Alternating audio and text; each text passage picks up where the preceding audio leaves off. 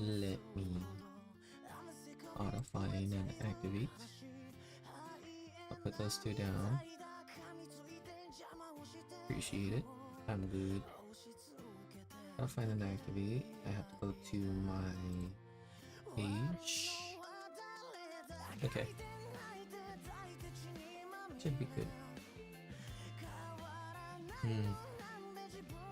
There is a slight delay, but meant to be.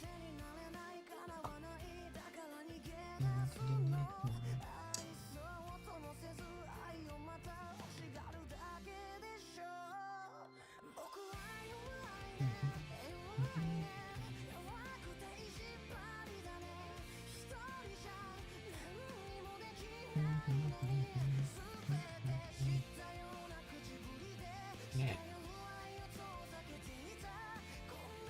Bro is like, alright. Whatever. Did I find it yet? Oh my god, YouTube, come on. I wish to make sure to see everything that's going on. So, yeah, let's go. Wait, selected. There you go. There you go. Okay, lower that.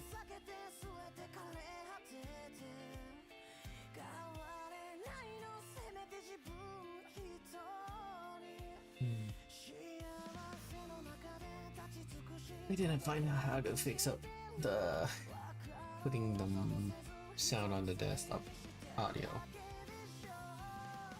But being able to not hear myself. So excuse me if I kind of hold myself back sometimes. I get very distracted. Very, very distracted. Like extremely distracted. But alright.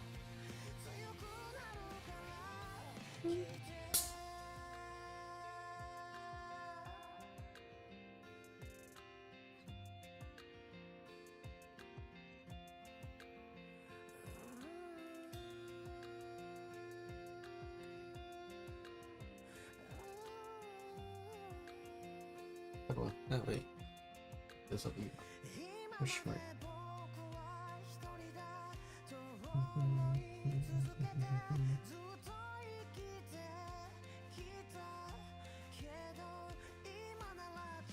Okay, so it's fine. Don't need the bot anymore. That thing up is fine.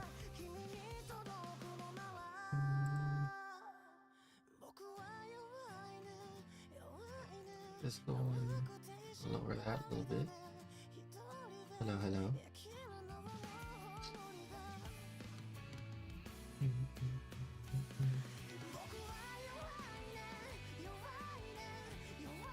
Good morning, evening, and or afternoon.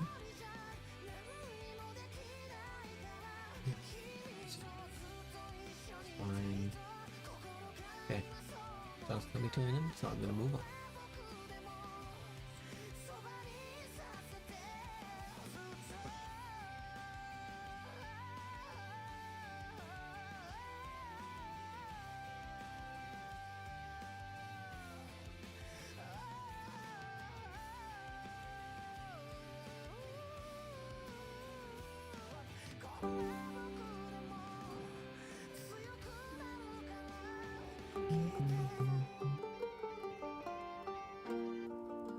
Okay.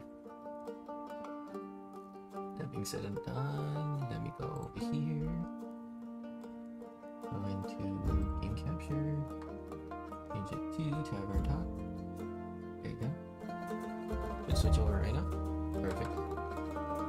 And let's continue with Tavern Talk. It's been a while since I've been here, so I do not recall everything that's happened. I just know that I sent some people on quests, but that has been too long. But we'll see what happens. Continue. Next to Starlight Sonata Interlude. So I don't know. 11:17. Yes, that would be the latest one. Okay. go then. Sunday Sonata, Interlude, 13th of the Astral Moon. Start the day.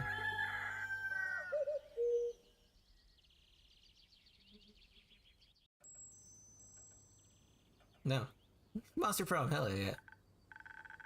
Ew, I knew we took the right path. Who said we can't road trip all by ourselves? Liam did, I think. I think that was perhaps a rhetorical question. Whoa, dude, didn't see you there. What's up? This guy, last time I checked. It better be. It'd be very confusing otherwise. Very true. Is this your crib? It is indeed. Welcome to the Wayfarer's Inn. With whom do I have the pleasure of speaking? Pollygeist, and the goodest of boys, Scott Howell. And together we are the Prank Masters. With a Z. Woo! Pleasure to meet you. I'm your humble innkeeper. Awesome. What drinks do you serve? Oof, yeah. We're in desperate need of some booze. I'm sorry to disappoint, but I don't have booze. What? Why? The age rating system is quite harsh on such things. And I've got to keep the place open somehow. I feel you. We've all got some burdens to carry. What else have you got? Magical beverages that can enhance your abilities. It's even rumored they might influence your fate. Whoa, that's so cool, dude. Like an influencer, but for fate, of fate-fluencer. They'll go so hard on Momentgram. What's a Momentgram? It goes pretty hard here as well. Bet. Innkeep, please influence our fate before I get bored. I'm feeling incredibly depleted from this weird asphalt trip. AF, I guess. Sound like you're in dire need of some stamina. Though I think you could use something a bit stronger than usual. Dope. Give me your strongest potion. Technically... never mind. But she needs a stamina potion. Anything with a lot of strength. Let's go for this one. Receiver's Courage. Matches her. Oh, it's called Satyr's Mouth. Perfect. Alright. Let's see. What it be? Well, actually. If I do anything, influence it somehow. I could have this one. It adds defense. And I could add the other two. Yeah, why not? It makes of how hot she is. Just kidding. Okay. 1, 2, 3, 4. There you go, Sailor's Courage. Let's go. Hey, Andu. Nice to see you. Yeah, let's go. A funky drink for a funky gal. Let's see. Whoa, this is so good. Very good. So good I don't even miss the booze. Well, maybe a little bit. I'll take that as a compliment. Try this, Scott. Whoa, that tickles. It's like pickle juice. So, Scott Howell, would you like a drink as well? Nah. But you could tell us where we are and what cool things we can check out around here. You're in Zenith in the Republic of Pezzoa. Are you lost?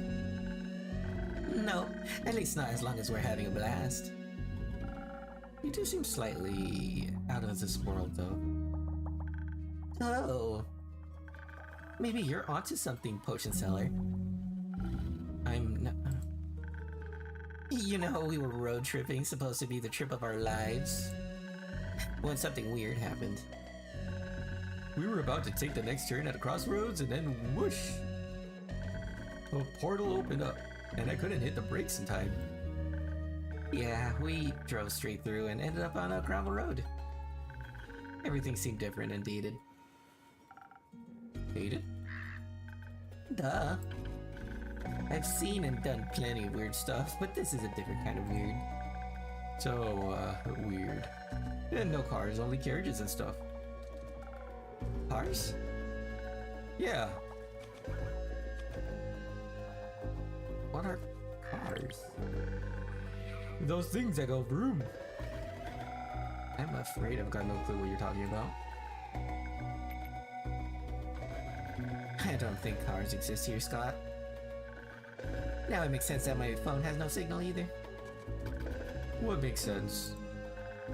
We landed in the past.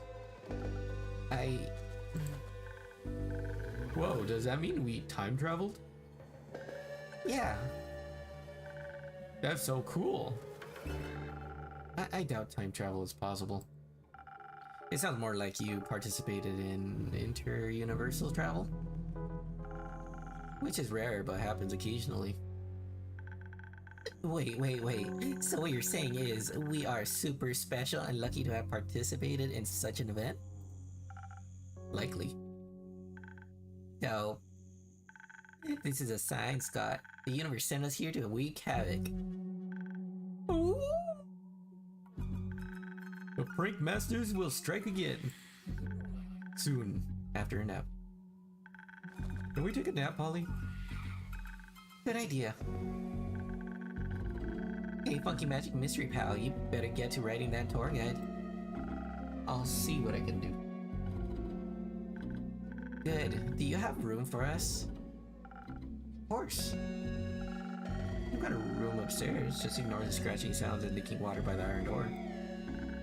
Don't worry, we've seen worse than that. We've got plenty of experience with sea monsters. Always hyped to meet more. See you in a bit, Innkeep. Come on, Scott. Let's hit the sheets. Maybe I should add some do not enter signs. I do need to play Road Trip. I never got around to it. And I know they came out with a convention one. I do want to play those. Hello. Glad to see you, Baya. Thank you for having me now. Is your friends this view still ailing you? Felt so lonely.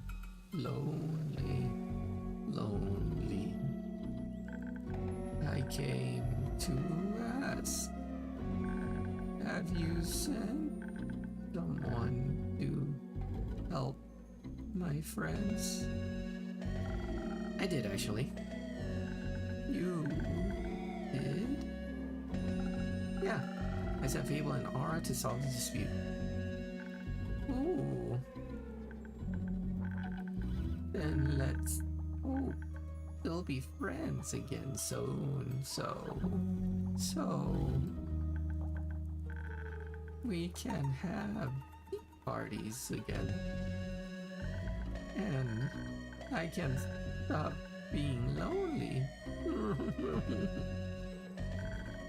At least people are visiting my spa. That's good. Thank you for handing out my coupons.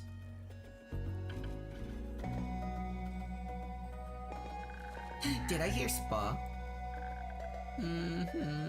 Yes. Doesn't that sound like something, Scott? Ooh, I love spa things. Now, are you our tour guide, sweet bog creature? Or guide? Do you want to visit my spa? These two are poly guys and Scott Hal. You're currently looking for entertainment and a way back home, but entertainment first, obviously. It's getting incredibly boring here, no offense, Funky Magic Mystery Pal. None taken. Where is your home? In a portal, or something. Yeah, we came through a portal, which in itself is pretty rad. But We've had the medieval tavern experience and all. It was good while it lasted, but it's time to move on. Move on to my spa? Something like that. Which makes me think, Baya, do you think you could help them find a way back home? Of course. You can do that? But first, you have to visit my spa. Nothing easier than that. I'm in need of a facial anyways. The air here is so dry. My bog water is especially moisturizing. Wait. Does that mean we get to go skinny dipping in some hot springs? Oh yes, absolutely. My hot springs are the best. Cool. So a pit stop at your spa and then a road trip back home? You joining us for the ride, sweet bog creature? Please say yes. We'll see. I'll first show you the portal and my spa. If you bring them to the portal, could you take a ride with them though? Might help you with your loneliness. You think so? Yeah. No one's lonely on a ride with the Prank Masters. I'll think about it. Which portal do you want to take? And the one through Avalon, full of dreams and forests? Or the one through the Twilight Chasm, a place full of dread and weird fishes? Ooh, the Twilight Chasm sounds spooky. I love spooky. I love dreams. They're so weird. Like the one dream I had where I was my own dad. Where should I lead them, innkeeper? If the Nightmare Realms, I'm sure sounds fine. The portal to Avalon is just around the corner. If to the Nightmare Realm. Nah, they'd get into it. They'd enjoy it. Nightmares? Heck yeah. I haven't had one of those in a while. Sounds dope. Make sure you don't lose your minds though. No promises. Can't wait to show you my mud masks. Can't wait to show you the world, sweet bog creature. My name is Baya. Happy face. Now let's hit the road, Baya. Enjoy your trip and safe travels. Goodbye, potion seller. See ya. Ah. Goodbye, innkeeper.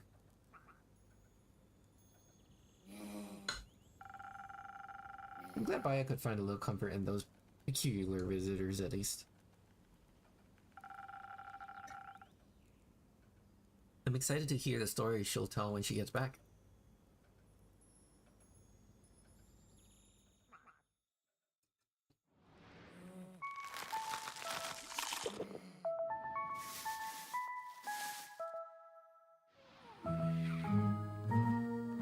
Alright.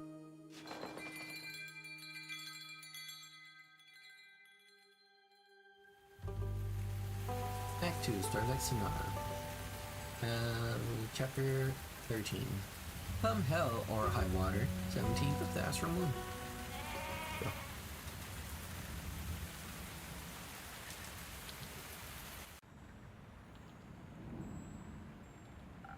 Good evening, innkeeper. Good evening, Grace. Did I ask for a drink? Anytime. What can I do for you? What can I do you for? I'm pretty spent. Do you have something that will keep my mind awake for a little longer? I should have something that can do just that. One moment.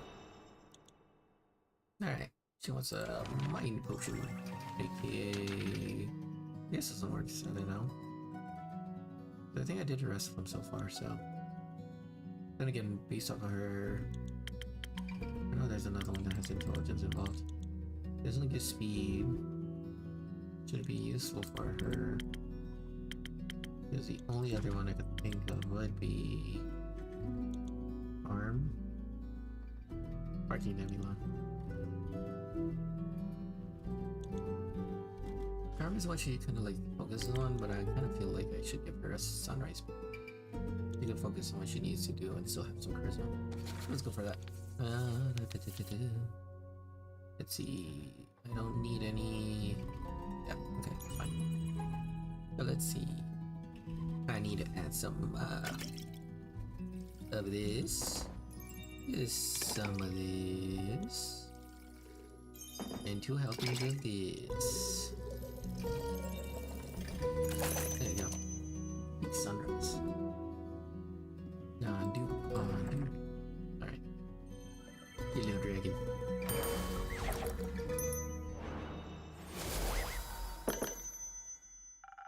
A drink for the mind and soul. Enjoy. Thank you. This is just what I needed. Why are you still so tired? I thought you were done with your thesis. I am, which also means I need to figure out what to do next.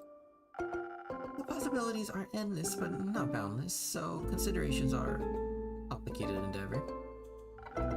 Have you considered your break? I have. Say, innkeeper, if you had forever, what would you do with it? I've never thought about that before. I like being an innkeeper, so I could just keep doing this forever. It's relaxing and safe, and I get to meet the most wonderful people and wizards all day.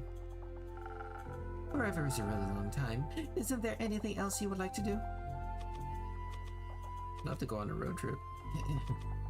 I always wanted to learn how to play the harp. Get to my existence. Road trip would be nice, but if we're basing it off of Power and Peel, apparently, probably to learn more an instrument. I've tried and struggled so much with keeping up with that. So, the harp. Oh, why haven't you? No time, no muse, no talent. Or maybe I'm just waiting for the right moment. When will that moment come? I'm not sure. I just don't feel like the harp belongs to me right now. Let me know when it does. I'd love a concert. Will do. What would you do with immortality?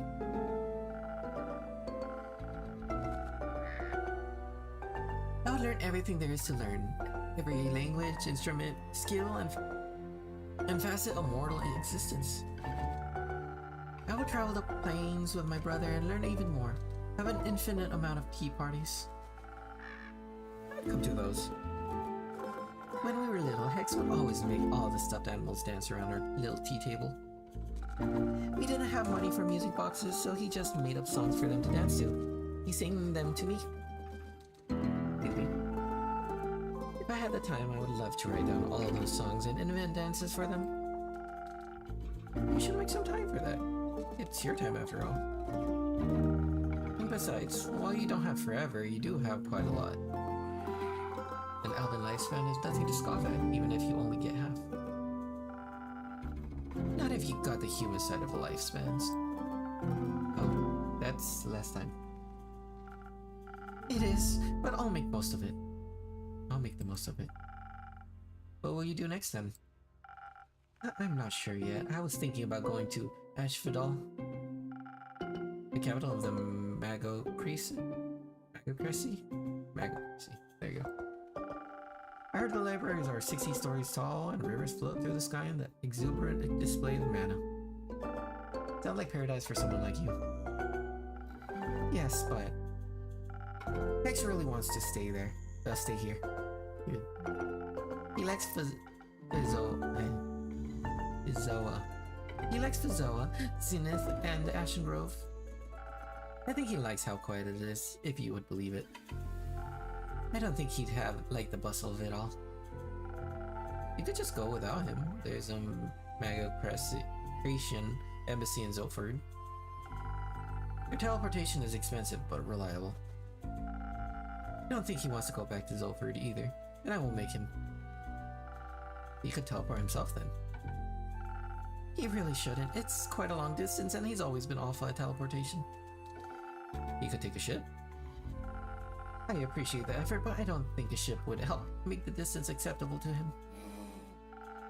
He's always going to follow me, no matter where I go.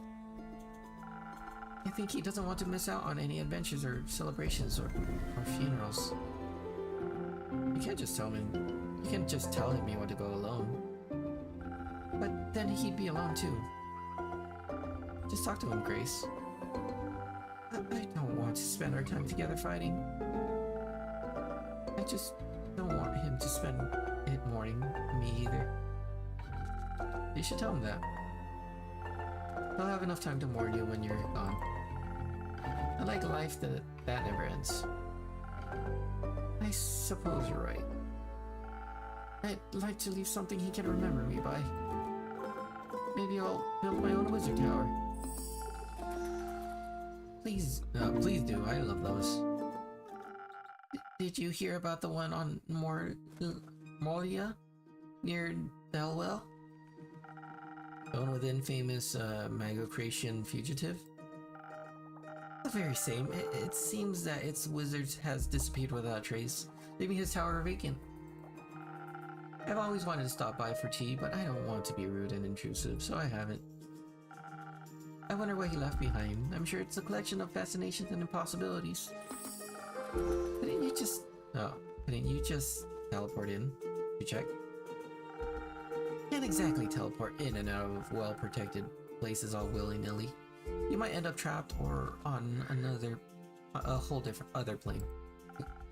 You might. Maybe that's what happened to the wizard. Maybe. No one seems to know what happened to him or who he even was. And no one seems interested in finding out either. Isn't that sad? A little. I don't want to disappear like that. You won't. I'll tell your story for as long as I'm around. How long is that? For as long as this world will bear me. You are very easy to bear. Thank you, Grace. Would you like to stay a little while? Please. I find your inn truly inspiring. I'll be here if you need a rubber duck. I'm counting on it.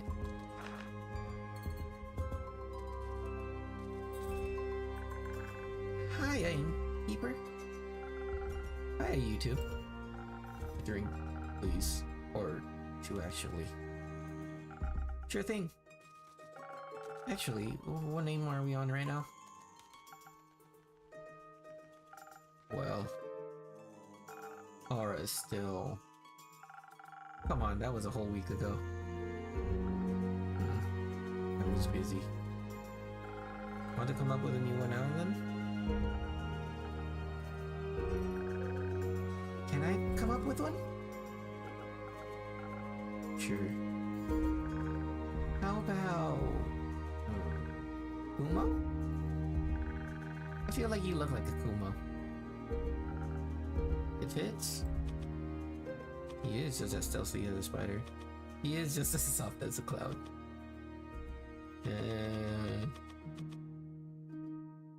Yeah, I'll go for the spider one. Thought the cloud was funny. And just as cute. Yeah, but I'll take your word for it. Our drinks. Can we get them now?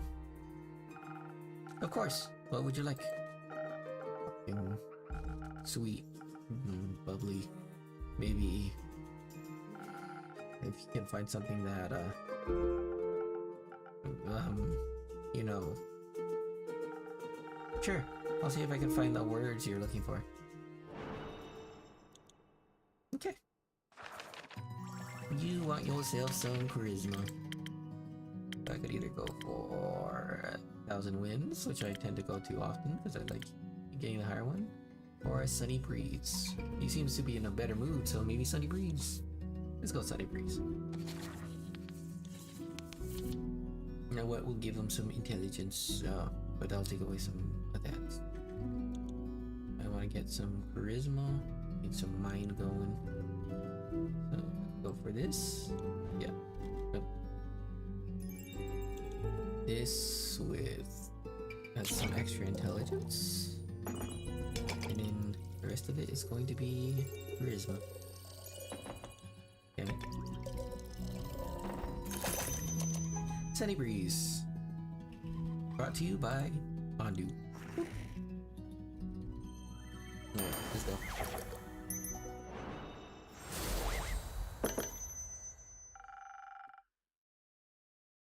Liquid charisma for those in need.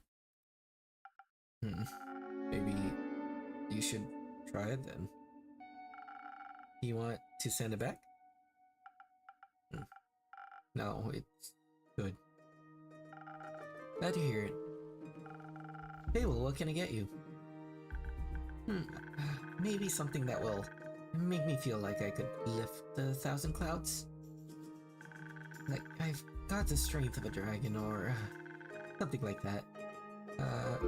Ireland always says it's pretty tasty. I see, Ireland special then. Does she always ask for? Okay. Gotta get her some Sailor's Courage. Or I could get her some Southern Brawler. To live a good amount of defense, a good amount of... I mean, she's always like speedy, so I think I have to go.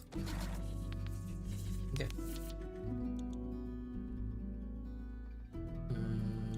This doesn't need intelligence, so I should be... Oh, maybe. Maybe I can go for this one. No, she needs one.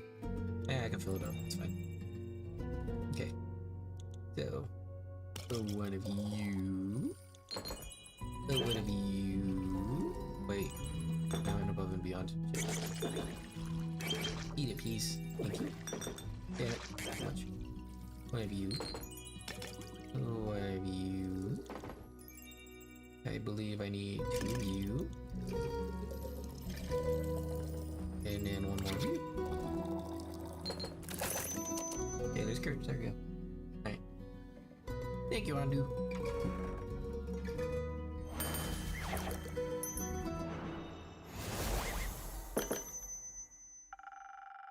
A regular's favorite for another regular. Thank you. It's delicious as usual. That's what I like to hear. I like to hear, by the way. Hey, what's up with your hair? I like the new hair, by the way. Oh, you do? Thank you. It looks really nice, right? Kumo braided it for me. He helped me calm down after we encountered the Mary Morgan. But I should probably start at the beginning, right? I'd appreciate that. Alright, so, what happened at the beginning? Ship to Boreas. Right, I was a bit worried about the journey we were embarking on.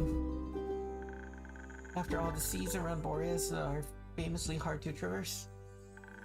With all the wild magic around it and all. But just before we left Zenith, we ran into Una in the midst of an arm wrestling match against Iniko. We took the opportunity to ask her for advice. Maybe she had grappled there before. You could have also asked me. He was closer. Right. Did she have any good advice? She did. With her help, we were able to avoid all of the dangerous maelstroms, sea stacks, and iceberg elementals. That must have made for a very relaxing journey. It did. It was very inspiring too. We were able to see the dancing, colorful auroras in the night sky as we drew closer. They were starless, but still breathtakingly gorgeous. We even started on a new song. It wasn't ready to be shared yet, though. I just wanted a sneak peek. Well, you should have snuck better. New song? Ooh, can I hear it? It's not done yet. Thanks to Una, we made it to Boreas a lot faster than we had planned. We also docked far away from the typical explorer's route. It was completely abandoned by everything but nature, as if no one but us had been there before.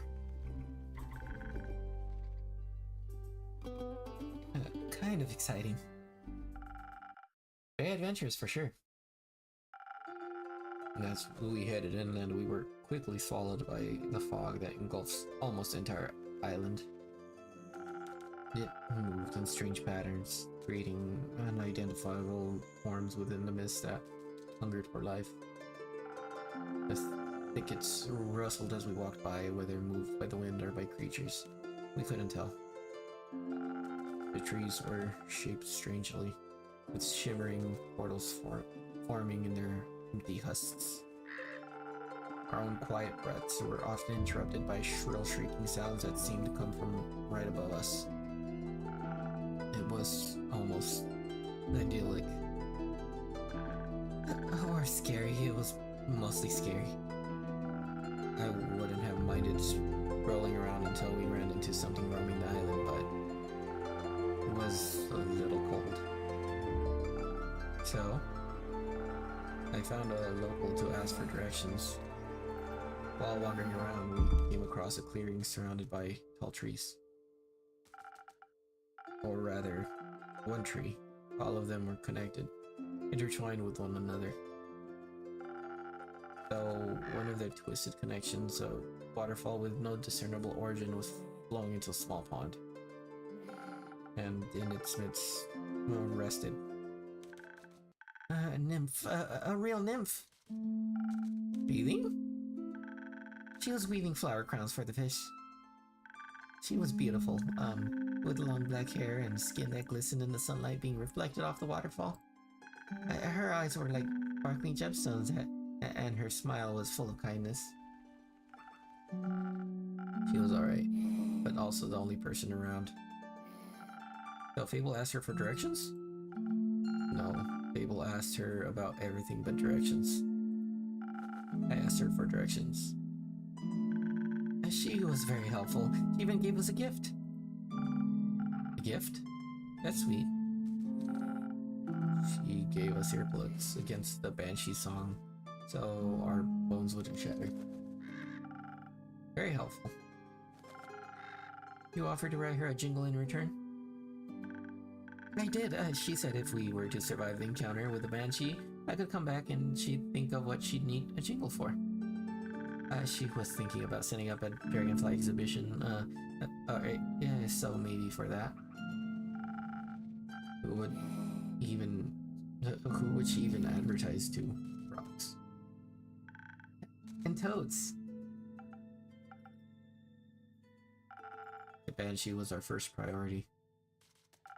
So we stealthily made our way to the lonesome lagoon with earplugs in our ears.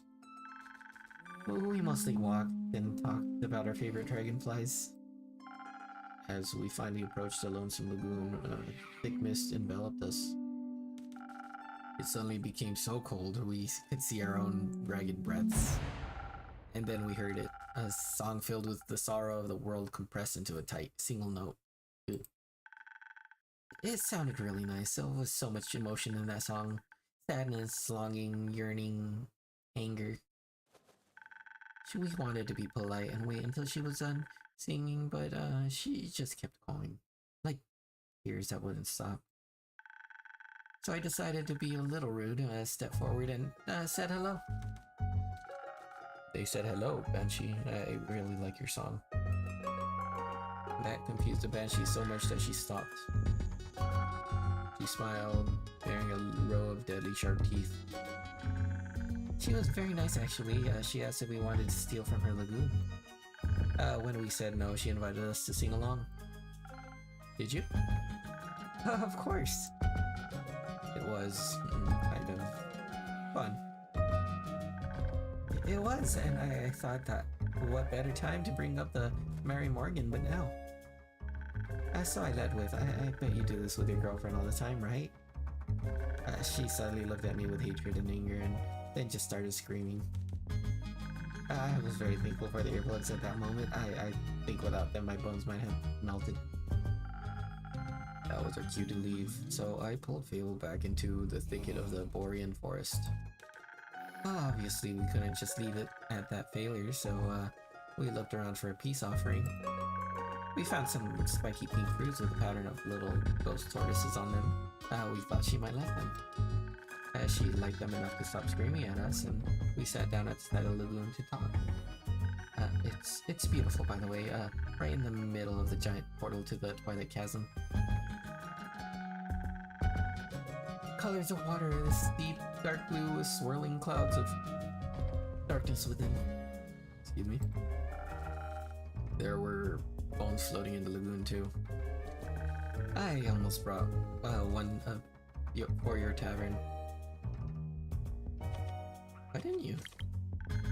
I thought you wouldn't like it. I love bones. I'll keep that in mind for the future. The Banshee actually fished out some bones to fidget with. It stopped her from screaming every time she brought up the Mary Morgan. Or Marmor, as she calls her. Turns out the Mary Morgan had been ignoring all of her calls. Ever since the Banshee was crowned Aya's scariest monster by Screech, Magnet. Hi, Zine. He told us it carved a hole in their relationship that it caused a lot of jealousy. And she was disappointed that Mary Morgan cared more about some stupid popularity contest than her. We asked her if she wanted to talk about it with the Mary Morgan herself. She said that she didn't need to apologize for being scary. She was very thankful she got to talk about it though. She was holding it all in because she didn't want to burden Vaya with all the drama. She even offered for us to spend the night at her nearby cave, which was really nice of her. Did you end up taking a nap at her lair? We thought about it, but it was filled to the brim with the riches of the dead, which was far too alluring to allow us to fall to the call of sleep. You found loot? Yeah, my attention. What did you find? Bones, skulls, tools of all sizes. And the loot, it was broken, but I picked it up anyway.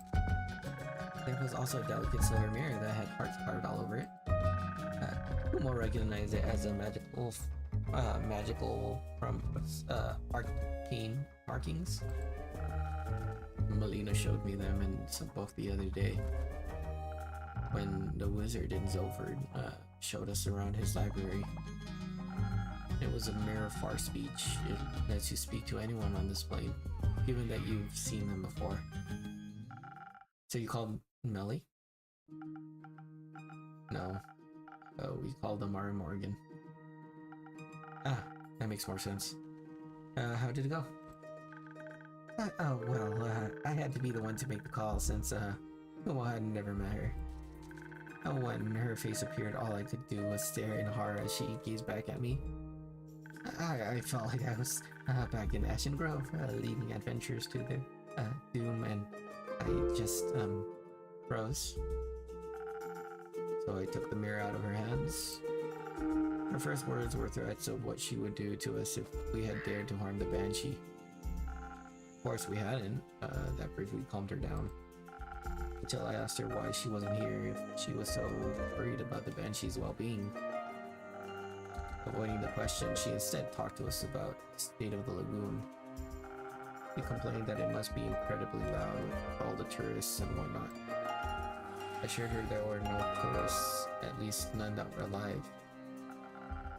So she asked what I was doing in the lair then. Honestly, I replied that the Banshee had offered us a place to stay in her cave. I quickly realized that I had picked the wrong thing to say. Her eyes started bleeding black ichor and she began cursing us out in tongues. The mirror cracked under her gaze and started bleeding black water. It was terrifying. And then we were just supposed to sleep there as if she couldn't crawl out of the mirror any second. After that happened, I thought that we shouldn't discuss our further plans in the cave. So I pulled Fable outside and went for a walk.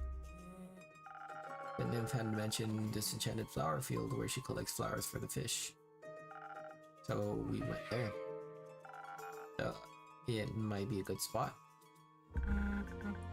It was a good spot. Even though I couldn't stop shaking for a while. Though the flyers really helped. As did not being alone. Was that when Kumo braided your hair? It was, yes. My hair kept falling in my face and it was overwhelming me. So he sat me down and braided it away while I worked on rebuilding the loop. He said that some distractions would help. Talking also really helped. Even if I asked a lot of stupid questions. They weren't stupid, just curious. Did you have a favorite one? They asked where I learned to braid hair. That actually brought us further on our quest. How so? Well, I learned it from my mother. It's the only thing I feel I have left of her. It was her way of apologizing. She was never very good with words. It made me think sometimes people aren't very direct with what they mean. I have heard of that, yeah. Like the Mary Morgan, she didn't seem angry about the Banshee outdoing her in some weird pageant. She didn't even mention it once. She only got upset when she thought we had hurt the Banshee. Or when she thought we were tourists. Or when we said we were staying in that cave. But she was jealous of something entirely different from some issue of Screech magazine. We talked it through and decided we had to get the two of them to talk face to face. Obviously, it would be difficult because of the distance, but they had taken the mirror with me when we left. Thought it might be useful. Ever the thief. Indeed, I used it to call Vaya. He asked her to tell the Mary Morgan to come to Boreas. Fable mentioned she can teleport via plant. However that works. That works. You can, you should try it out. It's nauseating. I think we'll pass.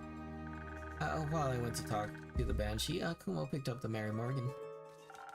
He and I really collected on eyeliner techniques. When we arrived at the lagoon, they were immediately ready to claw at each other's throats. And not in a fun way. But somehow, we managed to convince them to sit down. We tried to get them to talk about their feelings, but they just kept talking past over and away from each other. Arguing about an issue that didn't exist. So I had this crazy idea. I took out my new lute and asked them if they wanted to write a song together. They declined and insisted their voices would clash, but I thought that at the very least I'd stop them from arguing. Kumo helped me convince them by summoning tiny rain clouds, pitter-pattering in a gentle melodic rhythm to inspire them to give it a try. We asked them to put all their emotions about the whole situation into a song. In the end, they harmonized together perfectly.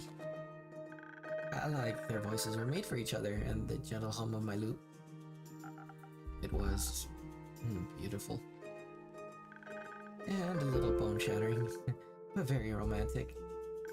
Most importantly, the song finally got them to understand each other. Like Kumo had suspected, the Mary Morgan was scared, not jealous, now that the Banshee was so popular. She feared the Banshee would become really busy with tourists visiting all the time. She assumed she wouldn't have time for her anymore. But the Banshee assured her she doesn't care about any of the tourists.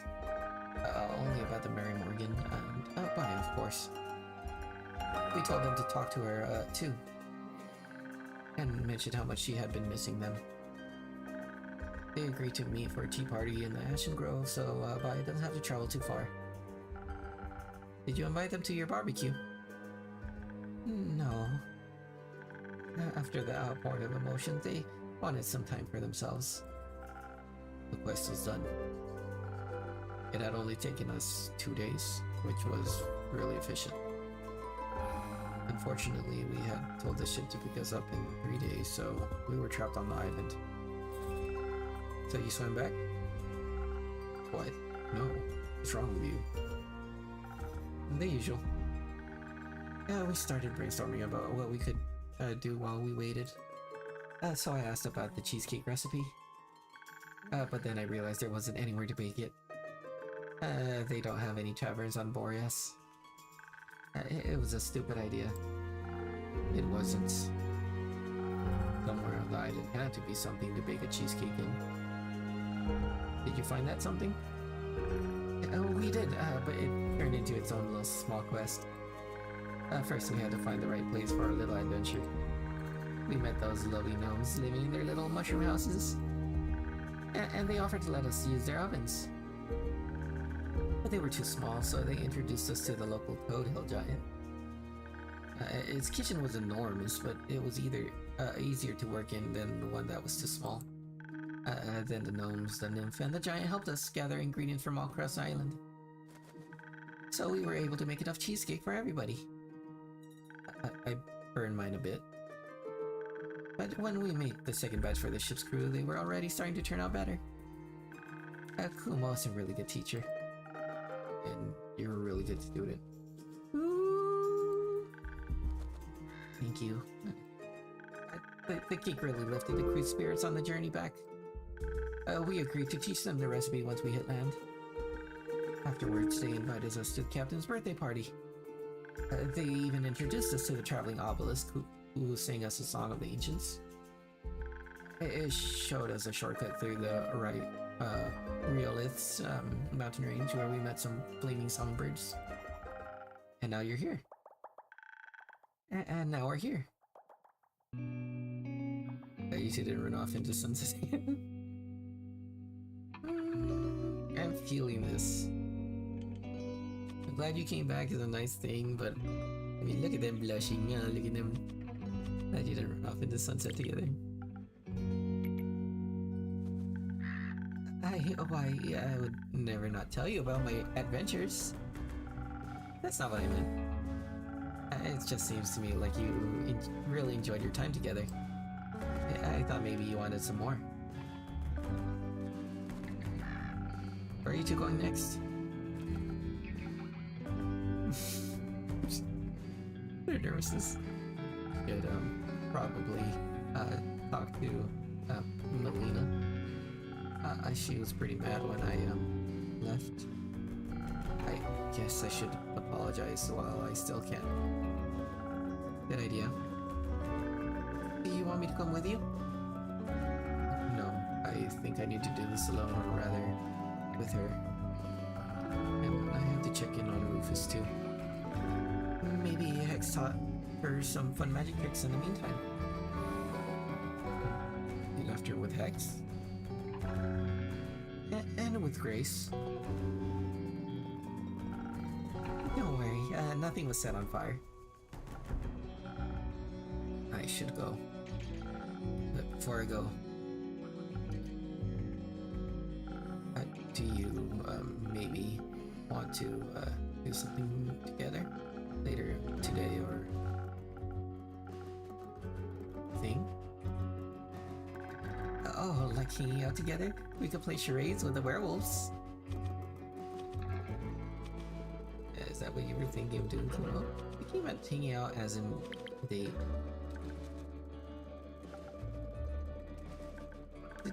Did you, maybe I did. Oh.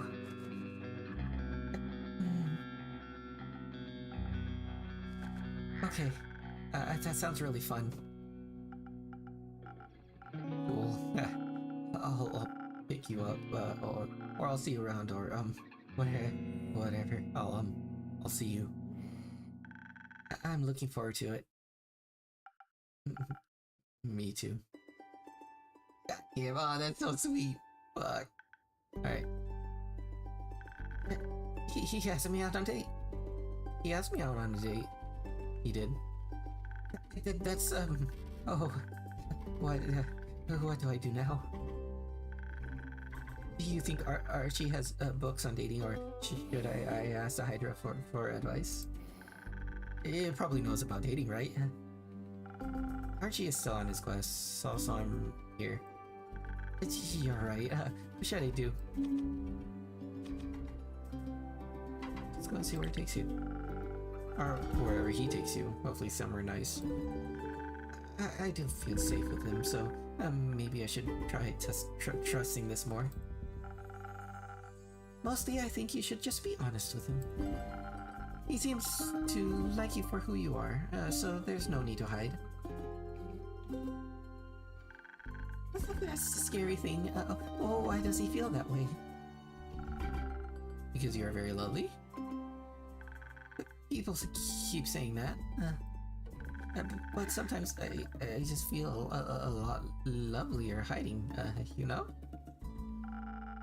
To me, it sounded like it's perhaps a bit too late for that. Sorry for listening in. You two are just very sweet. I agree, Grace. It's okay. I also thought it was very sweet. He was very sweet. But now that he's gone, I have time to think again. And I'm not sure if it was supposed to be that type of sweet anymore.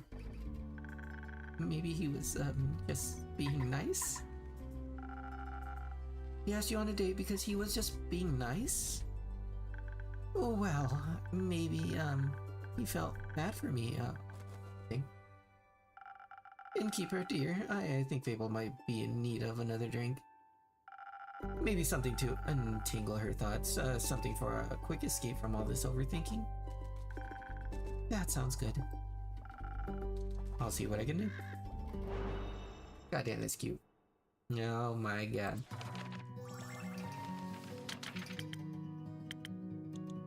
I usually go for 1,000. No, not 1,000.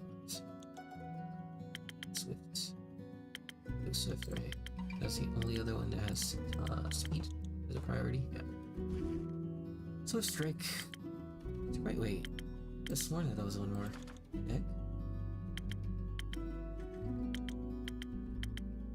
It's not weird. Nah, whatever.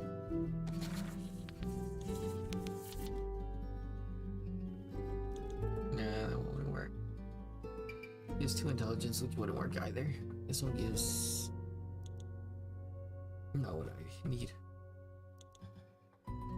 Not what I need either. I need... Speed, intelligence, and... Defense. Speed, intelligence, and defense. Which means that this will be the best option. Okay. So, one of you. And one of you. And then... One more of you. Sure. Not really all I need. It feels like it's too little. Alright, anyways.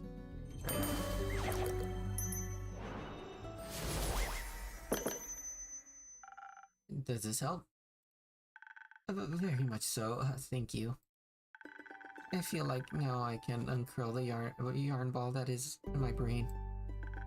What do you think I should do? What do you want to do? I want to go on our date, and I want to get to know him better. Maybe even, get him to know me better too?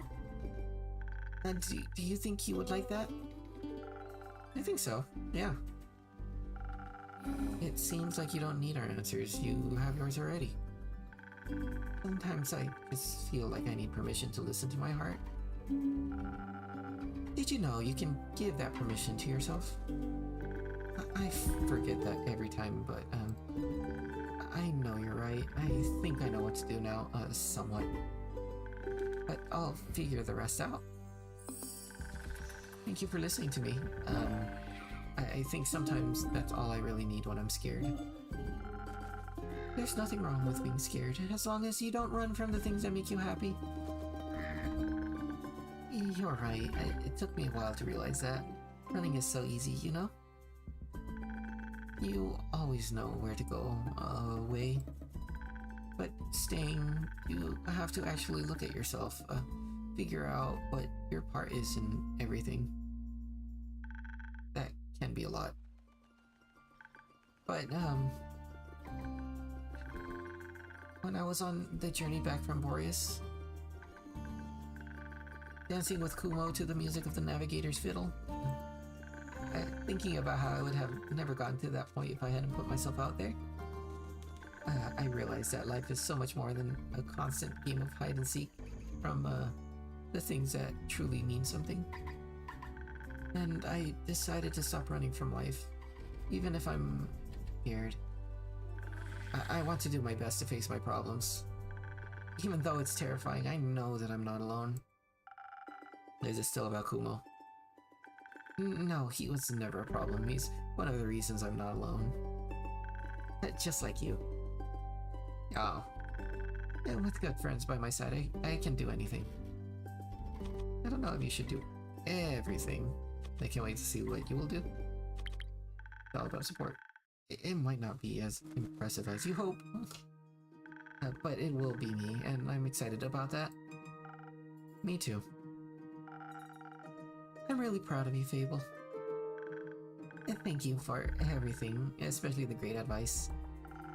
That was really great advice. Maybe you should take some of it too, Grace. Maybe you should. But we all conquer life at our own pace. My personal next Goliath is going to be reapplying my lip gloss. And maybe some blush. I do feel a little pale. Can I borrow a mirror for a bit, Innkeeper? Of course. There are some free rooms and mirrors upstairs right now, next to the acorn chimney. Times. Just ignore the doors with the do not enter signs. You shouldn't have said that. Now I want to check. Please don't. I won't. I'm polite. Or am I?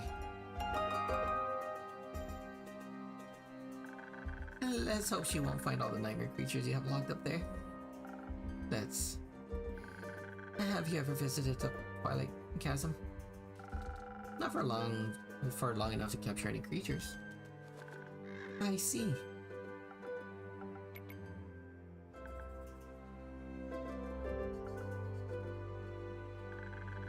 What are you thinking about, Innkeeper?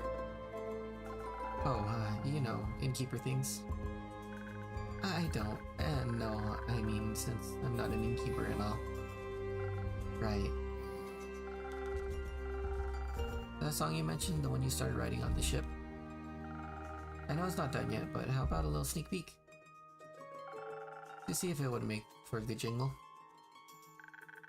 I don't think it's jingle material, but I don't mind sharing it with you. Just keep in mind that it's a work in progress. Of course. There's a calling on the wind beneath the rock of the keep. I've heard the tales, set the sails. Now it's time for me to leave. That sounds like a fragment of a great adventure. Do you like it? Wonderful. I can't wait to hear more. Me too. But it's still a little rough around the edges. I feel like it's missing something. Maybe the next adventure? Maybe. Will you let me know when it's done? Of course. I can't wait to show you the finished version. Thank you, Fable. I'm proud of you. Or maybe finally finishing a song. Or not running. Oh, thank you. Me too. Innkeeper, do you ever think about taking your own advice? All the time, yeah. Why don't you? I don't know. It's hard, I know, but I promise I believe in you as much as you believe in me. And I know we'll both be okay. I would like that. Me too. I've talked a lot today. I'll give you some space.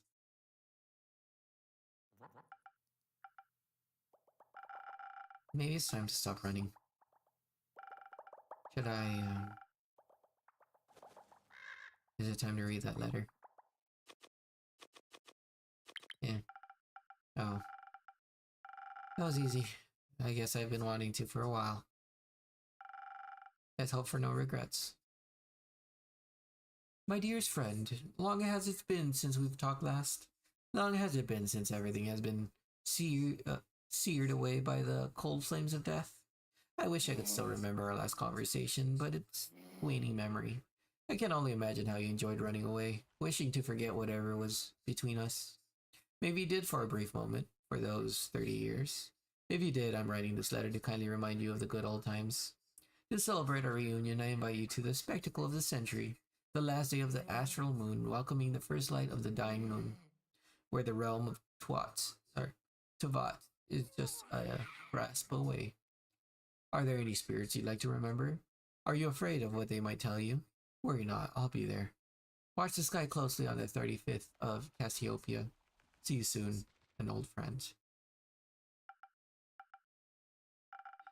That was... I guess you've always been a fan of symbolism. But you didn't even leave an address. Very irresponsible.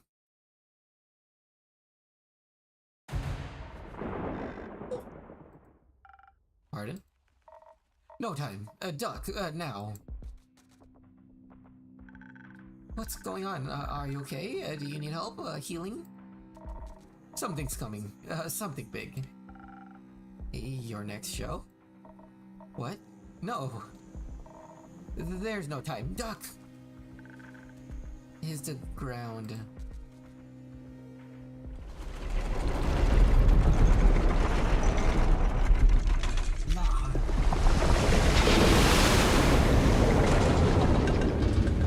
Oh, that's what you meant by duck. Your duck's outside. Is everyone alright? I think so. Yeah. Oh, phew. That was a close call. Could have been really dangerous. What just happened? Why is there water outside the tavern? I'd also like to know the answer to that question. I've got no clue. I was just outside by the woods drafting my newest song, then the ground beneath my feet began to rumble. Not even a minute passed, and it rumbled again, and then a wall of water came rushing toward me. I didn't even dare to wait. I ran immediately, looking for shelter. No way I was gonna let my Higium get wet. These strings are made of real Chibian silk, and the body's ethereal bamboo. It's a rarity. That's the first thing going through your mind with a giant wave rushing right at you? Of course. This instrument is just as valuable as my hands.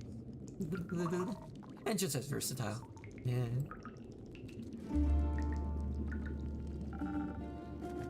Is everyone alright? Grace, Dragons, you're alright. I was worried something had happened to you. Oh, don't worry. When the walls started rumbling, I hid under the table, and then I watched the water rush by the windows. It was like a tsunami, but tsunamis are very rare, if not impossible, so far into the mainland. Right, it's so strange. Everything seemed to be submerged out there. I wonder what could have caused such a cataclysm. It's worrying to say the least. And it's definitely too dangerous to go outside. Even the tavern is leaking. Don't worry, y'all. It'll withstand. What? Are you sure? I'm sure. I've gone through worse than this. You? I mean, it's going through worse than this. Wouldn't have thought it could have withstood that sort of thing, but even more so glad it can. Seems to be a simple yet very sturdy tavern after all. Just like you, innkeeper. Are you flirting with the innkeeper? Oh, me? No. Also, that's beside the point. Is it?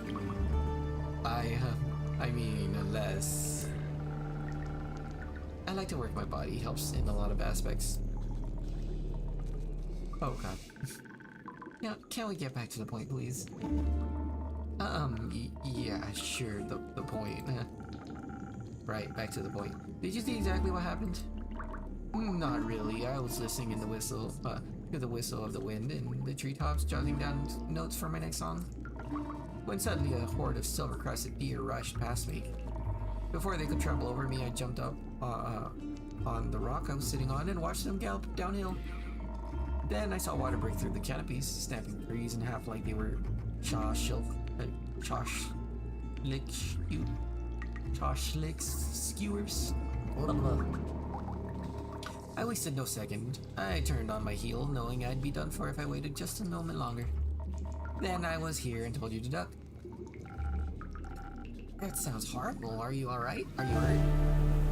I'm fine, thanks. And anyways, with whom do I have the pleasure? I'm Grace. Nice to meet you, Grace. Oh my, you're Voyage, aren't you? The silver-tongued virtuoso? Yes, that would be me. Oh, my apologies, I didn't mean to push any boundaries. But I saw you perform at Dropstone Institute's campus at one time. And I must say, you pulled on all my heartstrings with your beautiful performance. Oh. I did that?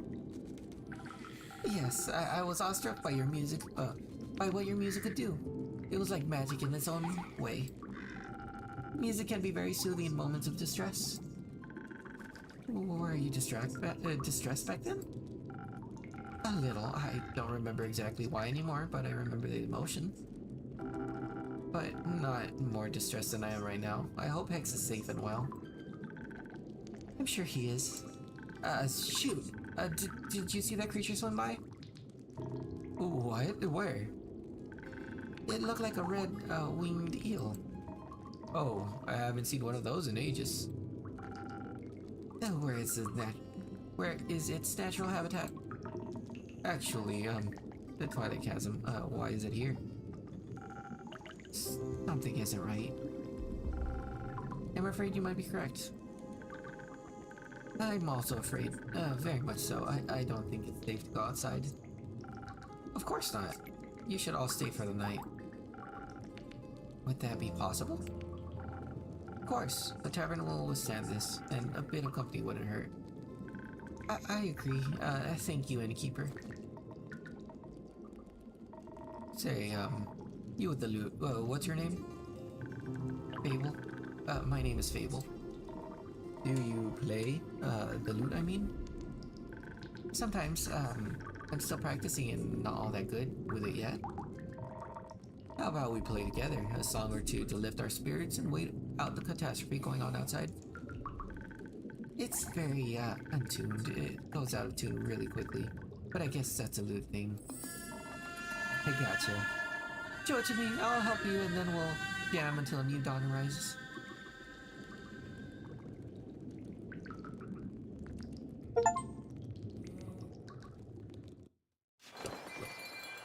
Blah, blah, blah, blah. And under the water we are. Act 3, the Twilight Flood, Rising Tide. 18th of the Astral Moon.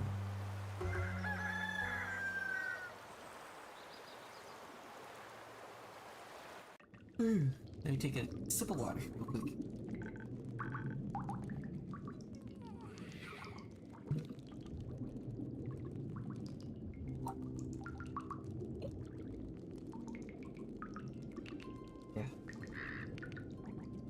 Yeah. Still proud of Fable. They've changed very well. They've changed a lot. Grace. Is Grace here? Good mythical morning to you two, Hex.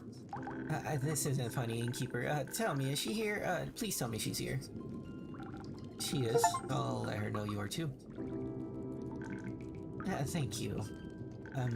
By the dragons, I was worried sick. So sick. She'll be happy to know you're safe and sound too. The flood was enormous, and if she had gotten caught up in it, oh no. I don't want to even begin to imagine. Then don't. How about a drink to calm your nerves? Yeah. A drink sounds great. Something that will entangle my thoughts and help me focus? I'll see what it can do. Another. Intelligence one. So yes, I would know. At least how I know. Intelligence. RP Sunrise. Because the only other one would be the sparkling nebula. But last time we had to use some heat too, so either peak sunrise or night owl. Yeah, peak sunrise makes more sense to me right now. To speed up his thoughts and to be able to kind of calm himself down with his faith. Right, let's see. I can't have any of the ones in the bottom. Intelligence, speed would work. This one could work too. Inspire him. That's one, so it's gonna alternate between these two. A 1. A 1. And peak sunrise. Thank you, Andu. Alright. Galaxy eyes. Maybe this will help clear your mind. It does, at least a little bit. Thank you, Innkeeper. Thanks. Good to see you safe and well. You too. Where have you been? Are you all right? Did you get hurt? I'm fine. The Innkeeper and yesterday's superstars took good care of me. Does it you took good care of us? The least we could have done was be there for each other. How have you been, brother dear? Did you get hurt? No, but I was worried about you. The whole night, locked in that damned house, all I could think about was how the flood might have, Why didn't you tell me you were going to the tavern? I looked everywhere for you. Oh, sorry, I didn't know I needed your permission to go outside. That's not what I'm trying to say. Then what are you trying to say? That you could have, gotten hurt and I wouldn't have known?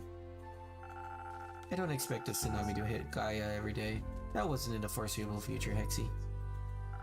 Uncontrollable things happen, and when they do, we do our best to overcome them. Also, I can protect myself quite well. Still, how was I supposed to know that you were safe?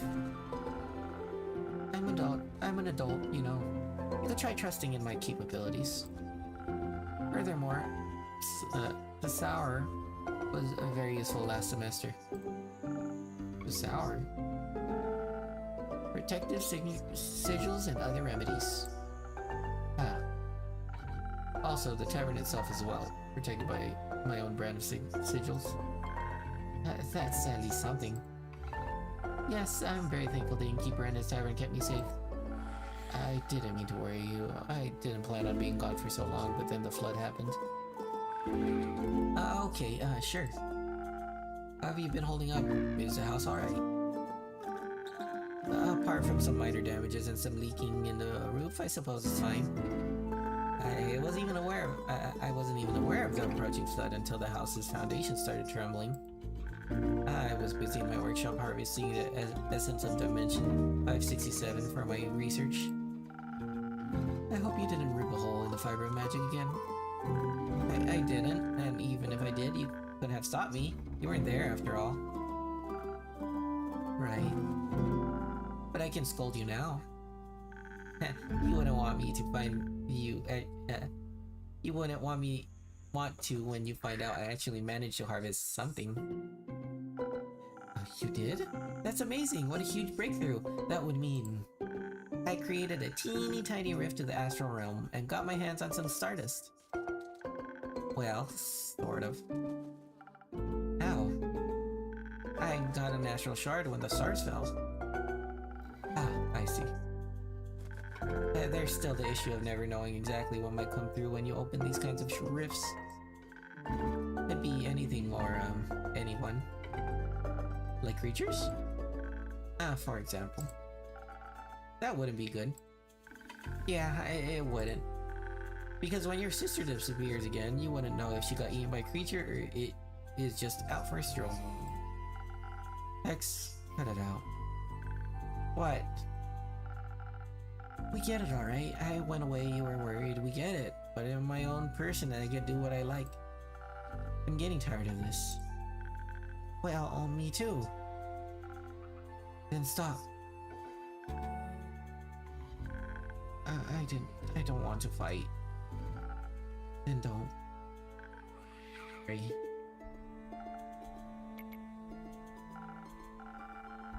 It's fine. We shouldn't spend our time fighting when there are so many other more interesting things going on. How about we a wee bit of distraction? Oh, we could go outside and see if we can take samples of the floodwater. Exactly. Who knows? Maybe it holds spectacular and rare magical properties. That sounds lit. Maybe I'll help. Maybe it'll help me finish my long-term research project. Possibly, though to access the primordial vortex you'd need primordial seawater, I know, but who knows what we'll find. Don't forget to fill me in on your research. Theopractically, I'd tell you everything, but only theopractically. Would I have expected anything else? Thank you, Innkeeper, for hosting me tonight, and I'll see you soon.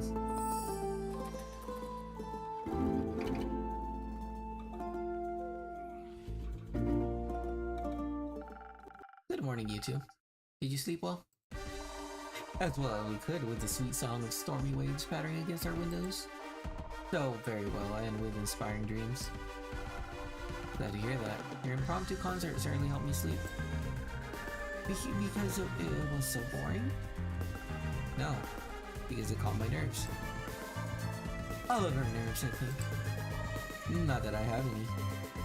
You don't have nerves? Is that a phantasm thing?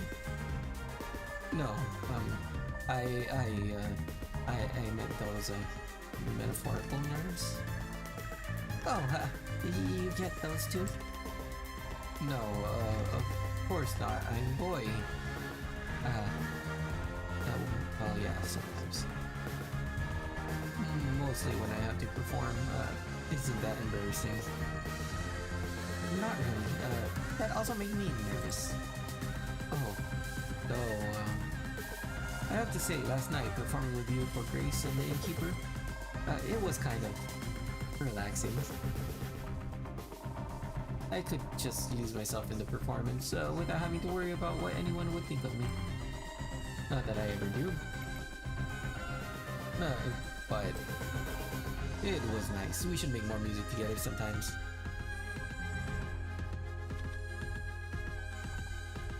Fable just got started a new song. Maybe you can collaborate. Really? That would be awesome. Well, actually, yes, you're right. That would be awesome. I think working on it together can be fun. Yeah. Oh, sorry. Hooray! I'm looking forward to our grand collaboration. Been charming you with Innkeeper. Maybe I made a mistake right there. Alright. Yeah.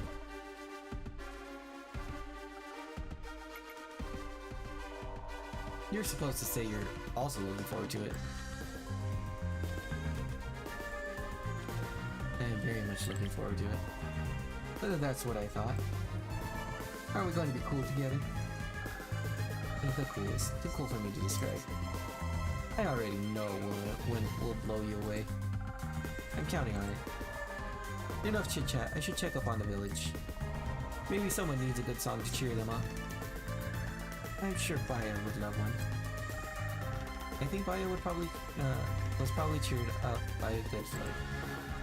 But speaking of her, maybe you can hand out some of her spa coupons for me? Sure thing. Her spa rocks. I shall start by enlightening Grace. Is she still here?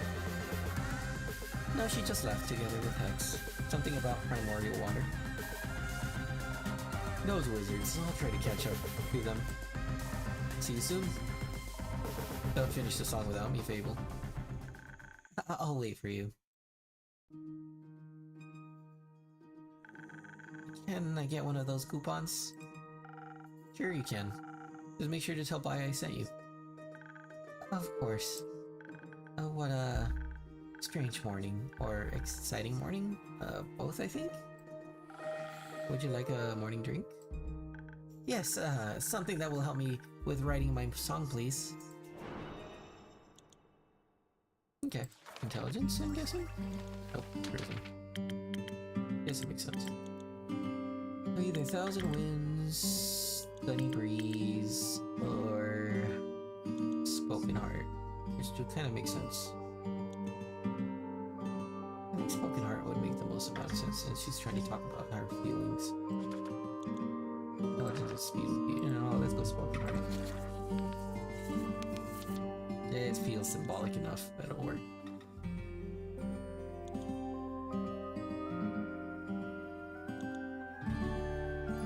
And then all of it is going to be some charisma.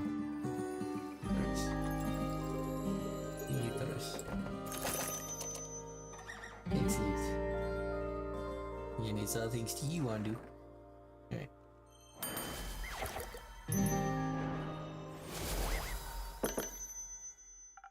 Oh my god. Hopefully my stream is fine. Eee. Apparently my chat is disconnected. It is a pain in the butt. But they love you.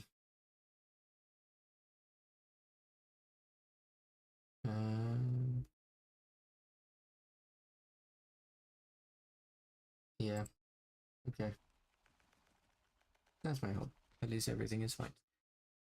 A drink with 0 primordial water, maybe. It does taste a little primordial and very delicious. Perfect. You know, last night when I couldn't sleep, I was watching the fish swimming by the windows. Their scales kept reflecting in the water, making them shift and shimmer like they almost weren't there. I was mesmerized by them. It was like a dream that kept pulling me towards the waves. It was beautiful and haunting. Do you think it looks like the everyday somewhere? That beautiful? That haunting. I think any place we can imagine exists somewhere, if only in our heads. I'd like to see all of those places. I don't think they're all safe to see.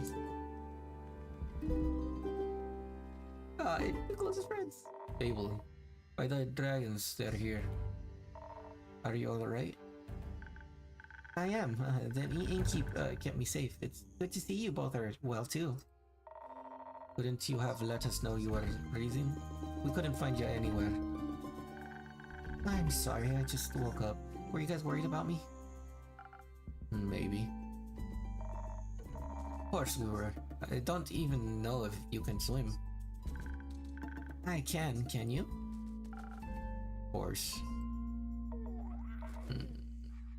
No. Oh. We should teach you sometime. Sure. Thank you for worrying about me, but I actually had a pretty nice night.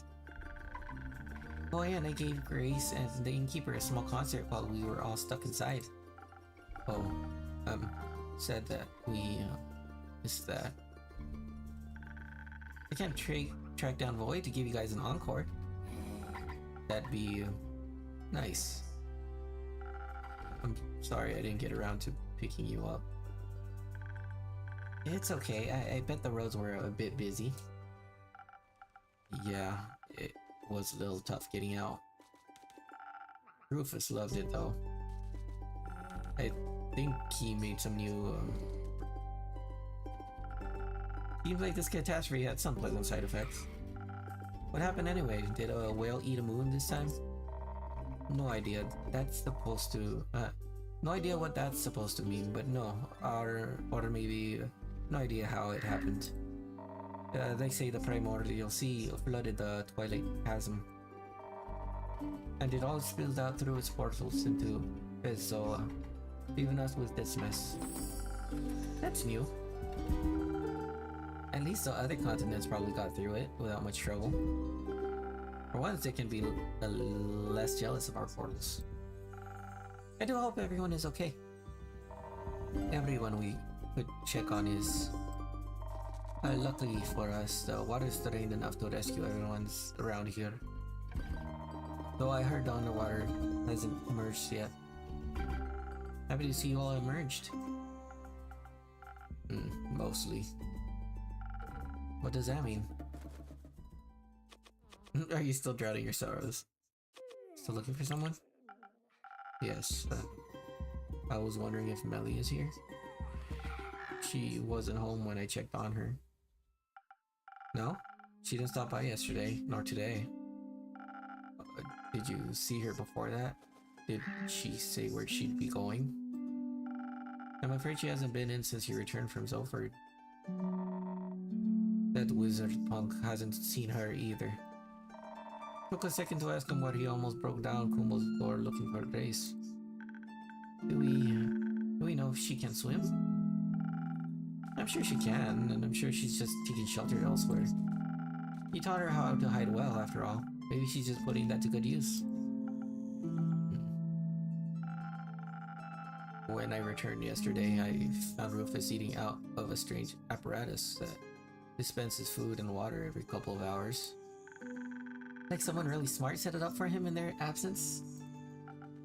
Yes, he was gouging himself out on some food, but Melly was nowhere to be found. Oh, that's worrying. Did she leave a note? No. I'd be worried. I'm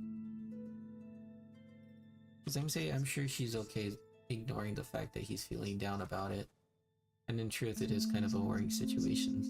Granted, I want him to be at peace, but better to act first than just leave it for later. Maybe ask Jade for help. She's very good at finding things.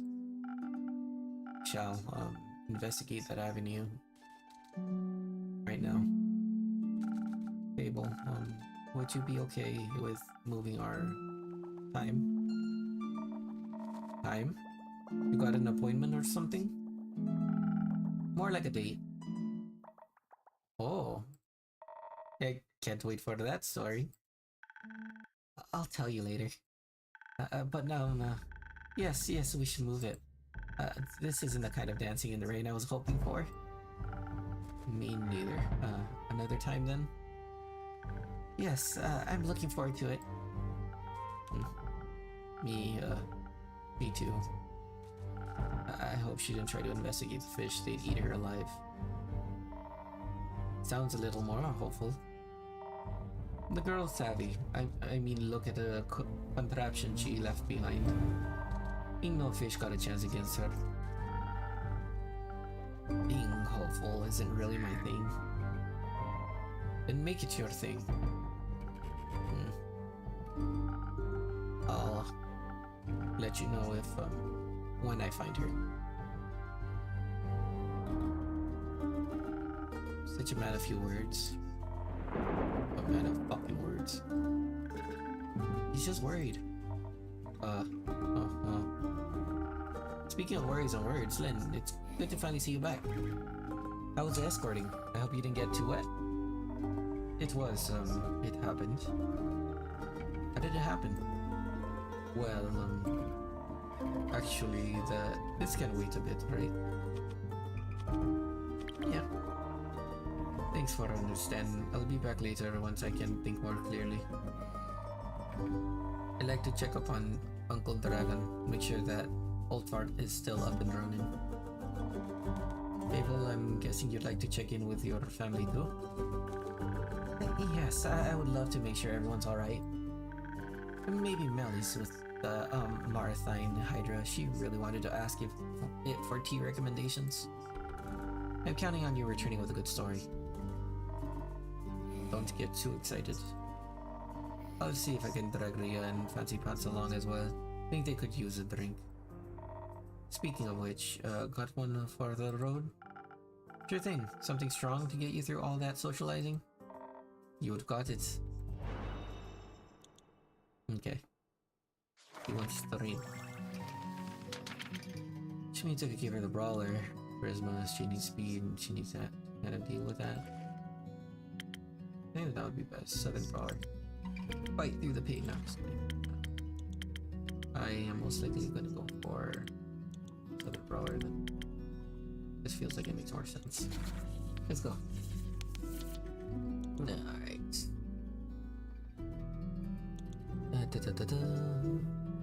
Attack and defense. It'll work. It'll make me lose charisma, but I could always just build that up. Yeah, normally. One for you. Right there. And then one for you. Gracias.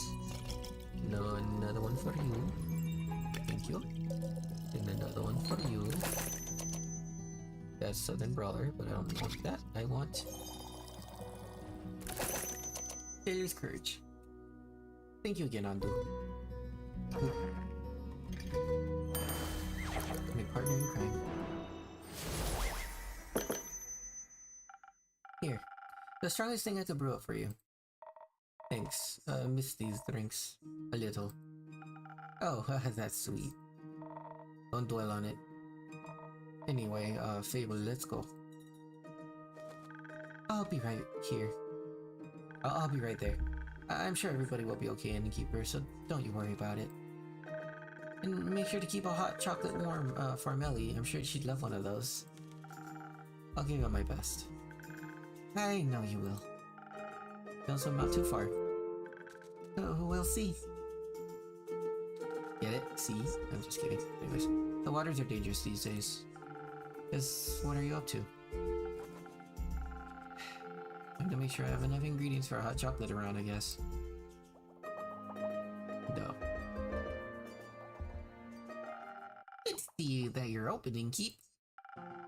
And a good evening to you too, Una. Spare me the babbling, though I'm glad that you seem to be unharmed. I am, thanks to some protective spells I put on in a while back. Works better than any insurance. What about you? Are you unharmed?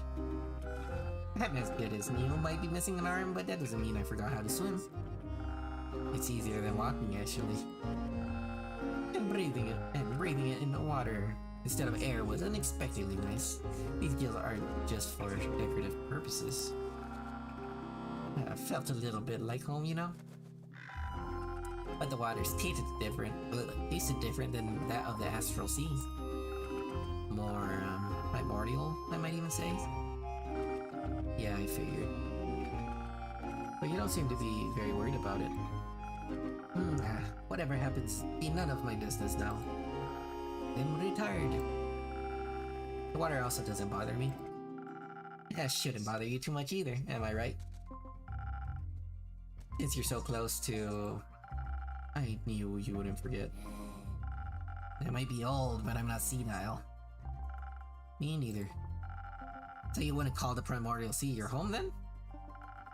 I've inhabited a few Palladiums already. My past doesn't define the word home for me anymore. But you're right, primordial water doesn't do any harm to me. Even if I wanted to drown in it, I wouldn't be able to. But honestly, I was more worried about my patrons and the inn itself. I hope everyone is safe and well. I wouldn't worry too much about all your regulars. Adventurers are tough folk and they drink and your drinks toughen them up even further. I have faith that you're alright. But your tavern. Well, let's just say it has definitely seen better days. Nah, that's kind of an understatement. It looks like shit. Ouch.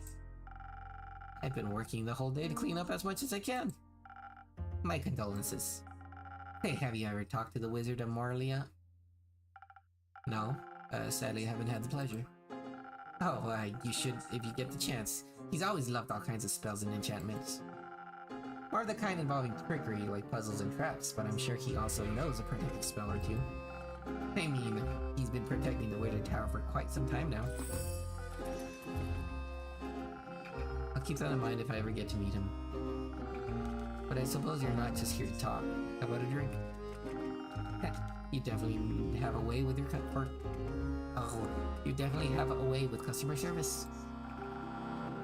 How about a drink that will make my old muscles will wake my old muscles up so I can help you tidy up your tavern afterwards.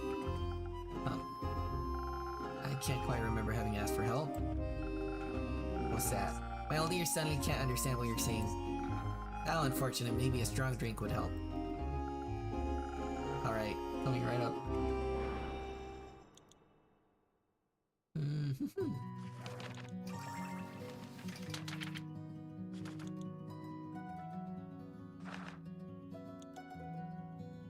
I guess I would work the mess because it's all planning based. The sudden brawler will give me defense and charisma. That's not necessary, so I'll go for this one. It makes no sense. So I'll go for the usual. Use a drop of charisma, but I'll probably go for this. Yeah. I could always have the extra one. So it's a 1. It's a 2. It's a 3. It's a 4. And then it's a 5. Yep, Sailor Scourge. There you go. Thank you, Andu. Right.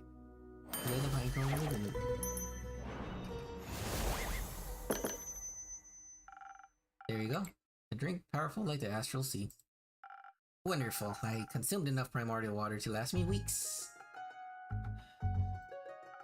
And it doesn't taste exactly like home, but the hint of elemental magic revives some old memories. I gotta say, you definitely know your craft. Thank you. Could I maybe convince you to just relax and let me do my work? Hey, you'd like that, wouldn't you? Forget it. Let's clean this messy tavern. If you insist. Before I forget, all that water swept some animal remains into my pocket. Don't really know where they came from, and I don't feel any kind of astral energy from them. So I assume they're either Gaian or primordial. And before I stab myself with them while cleaning, I wanted to check if you'd have any use for them. Stab? Yeah, they're surprisingly sharp. I'm curious. Let me see. You're so easy. Thank you, Una. Thank you, Una. They might not be primordial, but I think I know just what to do with them. Gotta spice up some drinks? Maybe. Can't wait to try them then. Now let's spice up this old rusty tavern. Thank you, Una. Welcome back to my tavern, brave adventurers. Good to see you're all unharmed and doing... well?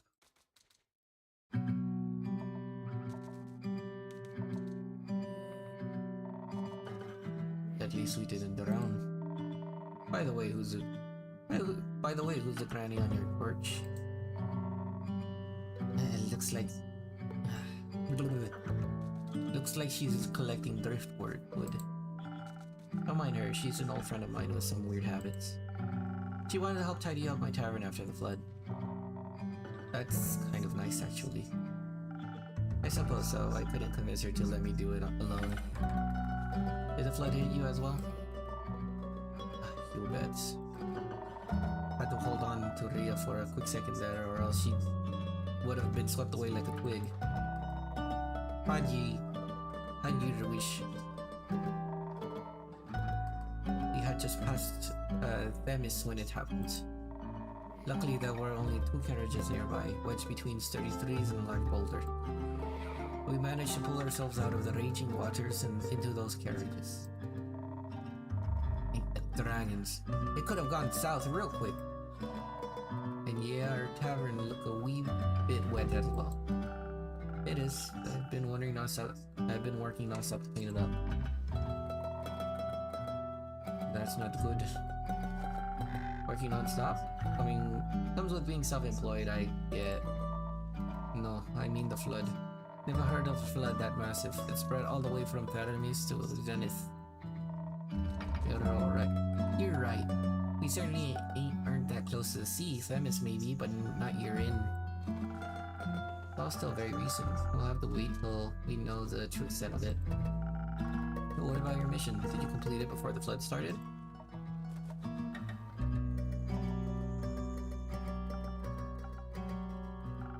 Come to think of it, Archie, you've been awfully quiet today. That's very unlike the noble hero I know. Give him a break, would you? We had some pretty rough nights. Oh, Did something go wrong? Considering he prepared for us with those golden feathers. I remember. I mean, it did what it was supposed to do. But it wasn't enough. Don't know if another potion could have changed our fate, though. What happened?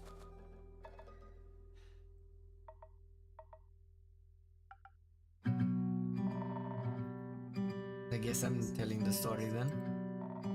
Let's begin. We actually would have been well prepared if this had been a normal escorting mission, that is. It all started just like a regular quest. We met our client in his temporary abode, which looked like it was worth more money than his care and I will ever make in our lives combined. Correct? Anyways, our client's name was Theodore. Hugo Frederick Sinclair III, to be exact. He told us politely not to call him by his full name, so we agreed on Theodore. He's the noble son of some wealthy diplomat, hence the long name. I figured. And you had to get him to Iria because of some financial conflict between them and the mainland. Correct. At first, everything went surprisingly well. Since the magical bridge got destroyed, we had to get to Daria by ship. Because of the dispute, no ships from the mainland are allowed to dock in Amasa, so we had to take the long way. From the port of Windmore in the Windy Meadows to Twinboro, and then to Amasa by foot. Always a young nobleman that rarely strays from home. The kid had some quirks and mannerisms neither of us were familiar with. But luckily Archie here was able to help us out. I tend to be a little wary around rich people, but we actually got along quite well. Especially little Archie here was hanging on his every word. We didn't take the main road to avoid too much unwanted attention. Moving quickly through the Tyrian tundra, we only encountered a few obstacles like tree trunks. Arya and I kept the path clear while Archie entertained our client. He was quite useful after all, even though it was his first quest. He definitely knew how to tell stories and keep us entertained. Theodore loved every tale Archie told. Yeah, seems like you're a natural born storyteller. You also have a surprisingly amount of knowledge about plants and stuff in that orange-haired head of yours.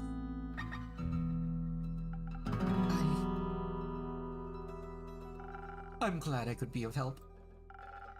Theo rarely went outside, so I assisted him with my knowledge of plants that sting or those with poison. That's a very helpful skill. Everything went as planned until the sun started setting. I think my ears picked it up first. They were like a bunch of low humming sounds far away still, but definitely unusual.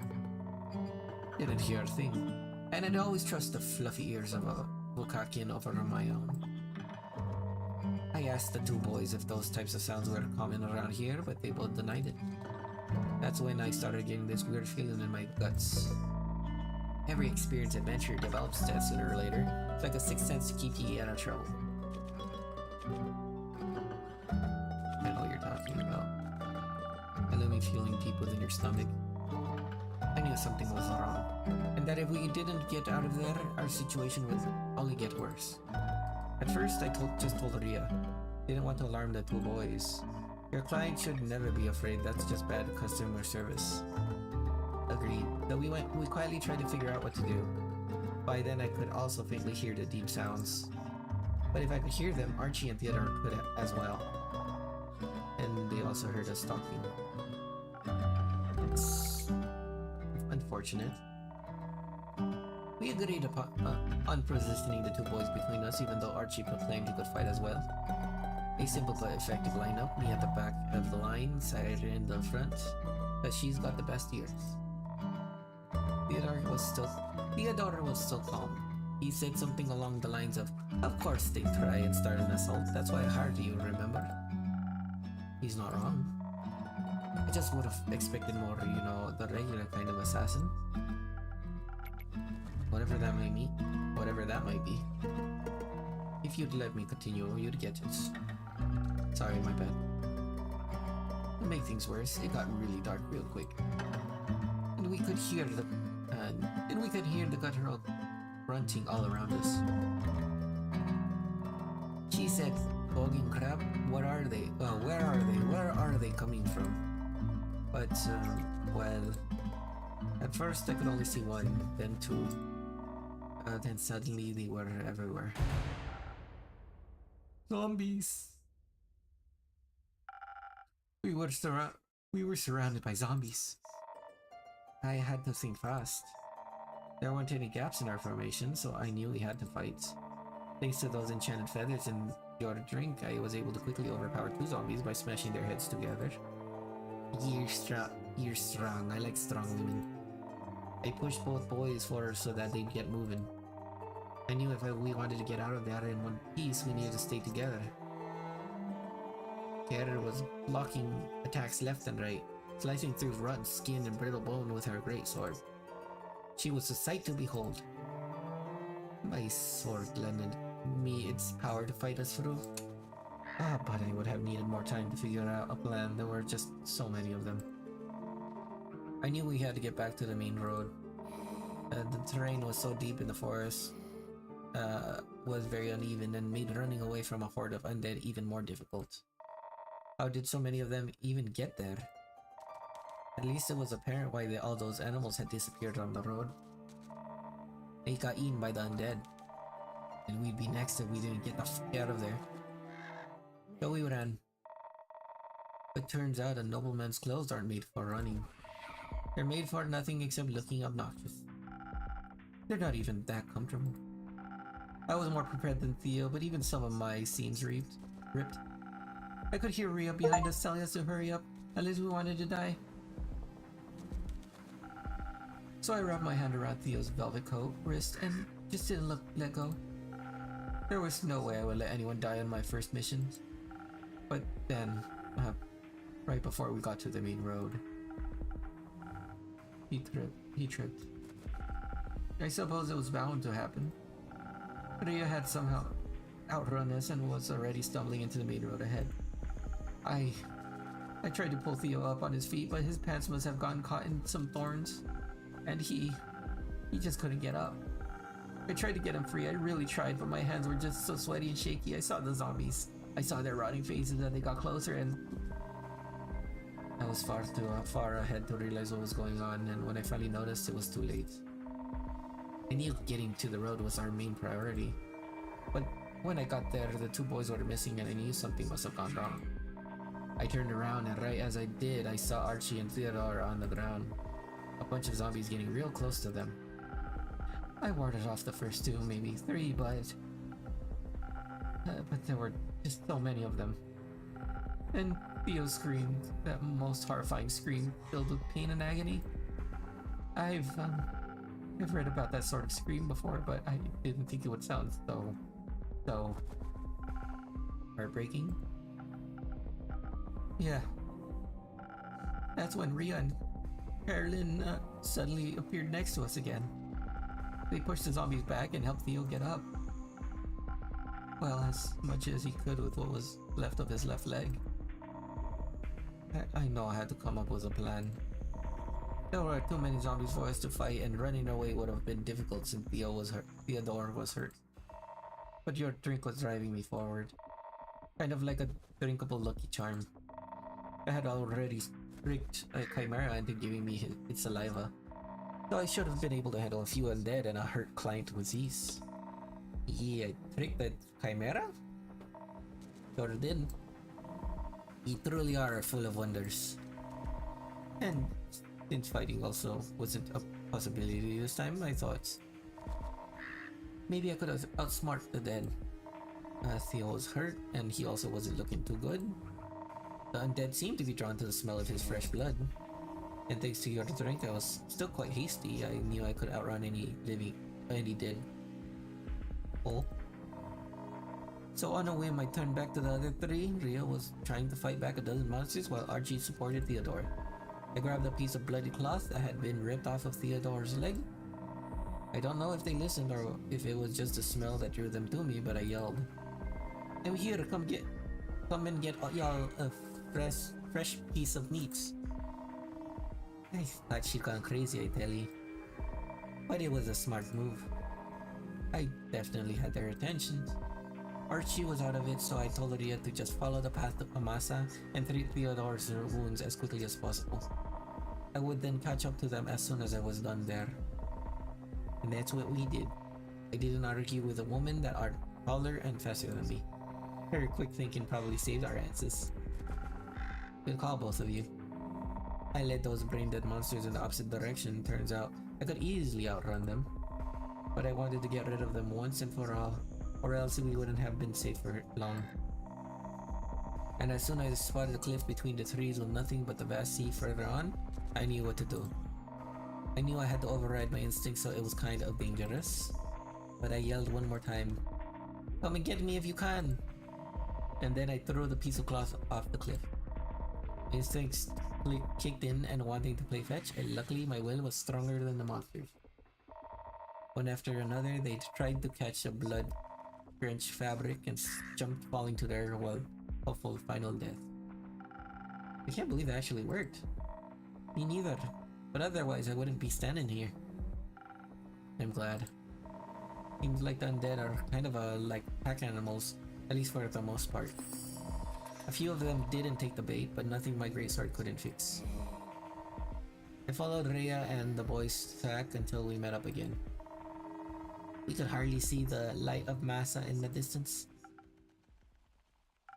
But we hadn't been fast enough. With every step, Theo's head grasping my shoulder was getting weaker and weaker. I didn't even dare to look at his face while I talked to him to keep him awake. Even when his answers started getting sparse and quiet.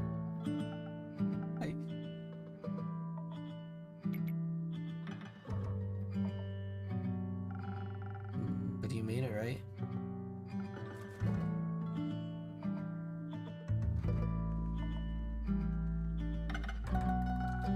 Right?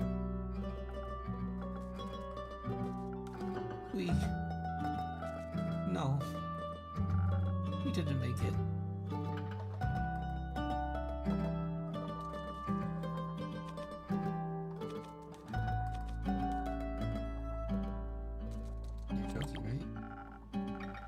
It's disrespectful. I'd never joke about someone's death.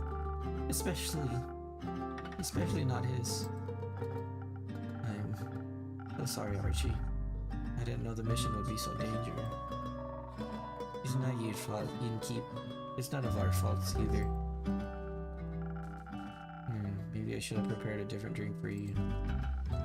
It's alright, we did our best. Things don't always go as planned. I guess life isn't as magically perfect as the numerous tales I've read would suggest.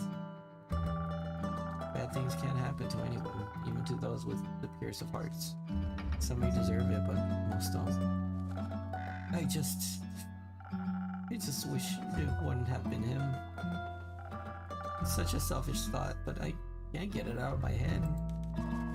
And that's fine. It's just not fair.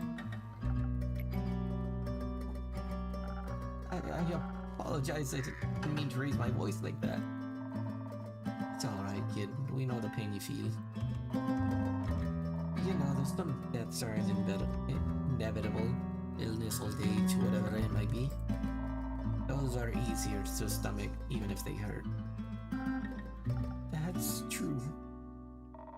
And then there are deaths which are completely unexpected. Those don't feel fair to us. They make us think, if I only did this, if I only said that, and so forth. But you mustn't dwell on those feelings. It's okay to mourn, but you can't change the past. Only thing you can change is the future. Live the life your friend would have wanted for you, make him proud. I suppose you're right. What did you do then? Did you still go to Amasa? We did, yes. He must have died just before we arrived. Someone from the night watch recognized him, but we were immediately surrounded by healers, but it was already too late. You may bring bodies back from the dead, but not souls. After we explained the situation and how I got rid of the zombies, they offered for us to stay the night. We needed some rest before making our way back the next morning. I also sent a letter to Theo's family. I wanted to. After all, I've known them since I was a child, and I was with him in his last moments. If someone was going to deliver the bad news, it needed to be me. I'm not sure I could have acted so calm and collected. I really wasn't. Also, I don't know if this is perhaps too macabre, but would you hold on to something for me? Of course. What is it? It's a quill that I used to write the letter for Theo's parents. I must have lost my supplies somewhere on the way to Tyria, so I had to buy a new quill. First I thought of it as a nice memento, but the wound is still too fresh. I'll hold on to it, as long as you need me to. Thank you, Innkeeper.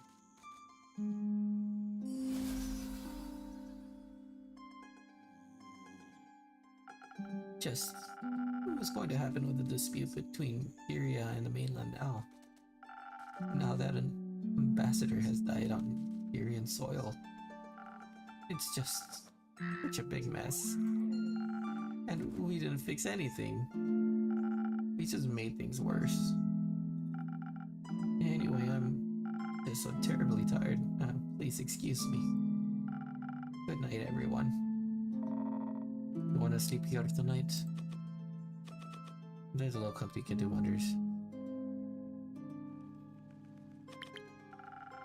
And you'll be safe from any potential floods. I'll also be sleeping here. I suppose you're right. Maybe I'll occupy one of your rooms then, dear innkeeper. Of course, go on upstairs. Third door on the left. Make yourself at home. I think I'll just leave. But I appreciate your kindness. Thank you. Good night, everyone. I hope he'll be alright. Let the kid grieve. Guess asking if either you'd like a drink would be a little insensitive at this point. Don't. Got it. Instead, let's talk about your extraordinary fighting skills. Gotta say, I was really impressed with how you decimated those zombies.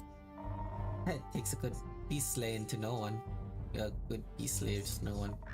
Nah, I'm more of a general fighting type. You know, but I can always appreciate two strong hands. And such a well-crafted great sword on top of that.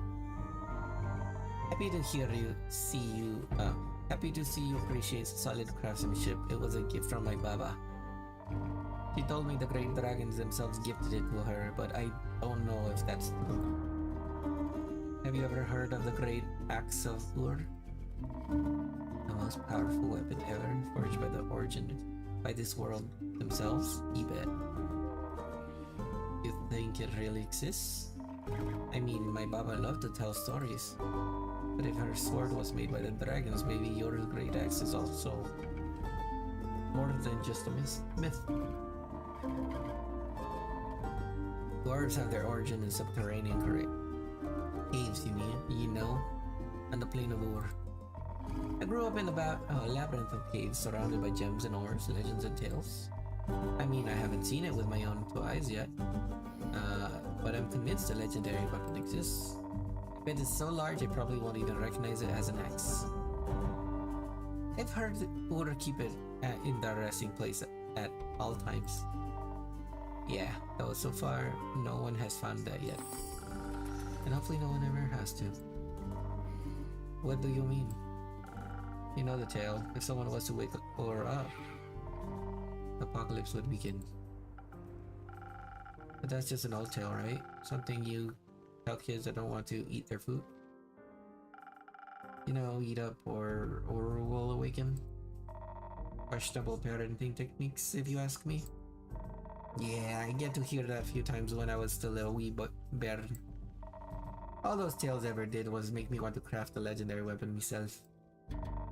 Have you ever made something like it? Not yet, but I will soon. I'll make the greatest weapon ever forged and smash this year's Aura Heart blacksmithing competition to bits. I'll craft my ex-husband with ease. That is, yeah,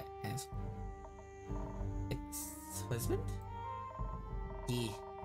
We used to work together. Now he claims I wouldn't stand a chance without him. I'll prove him wrong. Anyway, I think it's getting quite late. It's been an exhausting week. Absolutely agreed. Let's get some rest. And then look for another quest elsewhere to afford me crafting materials. Good night, you two. Good night, and night in keep.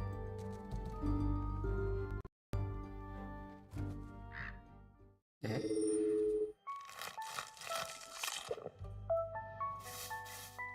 My headphones died. Sorry about that. For some reason, my headphones switched to my. For some reason, my headphones disconnected. I don't think it's low on battery. Give me a second. That's fine. Okay. Sorry about that. You might have blasted your ears. Alright. So, we're in Act 3, The Twilight Flood, Chapter 15, Replied. I am curious if that loss was meant to happen, or they did prepare the abundant, it would have been fine. But can't really tell right now. Alright. I will continue on in a few minutes, maybe in like 3-ish minutes. Give me a quick second, I will be right back. Enjoy the music in the game. Or at least, I guess, the title screen music. It's music.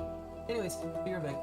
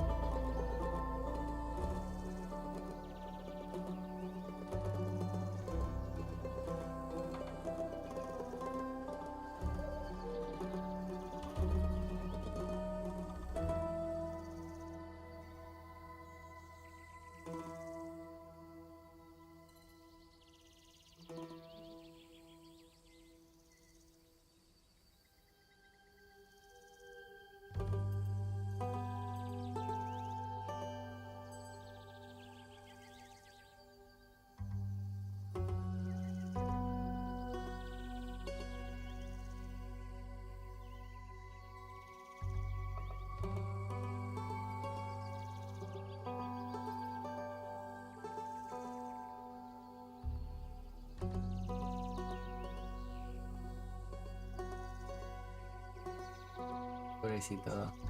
You lose a friend. Alright. So I'm thinking of either just going for one more chapter and then calling it, or maybe two.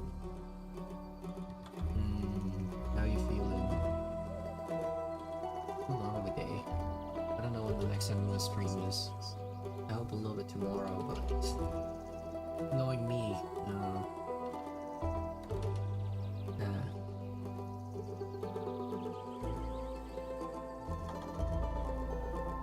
I love this game. I do recommend it. Game's a lot longer, but worth it. I forgot that they actually did what's called collaboration on Monster Promo. I love that. And actually that's the first game I think that got me into just more so role-playing in a sense, or voice acting in a sense. You know, I know it doesn't, my voice might not be the best right now, but hopefully you guys are still enjoying it. Enjoying my performance. I keep on forgetting the tone that I use for people's voices. Like Lynn's.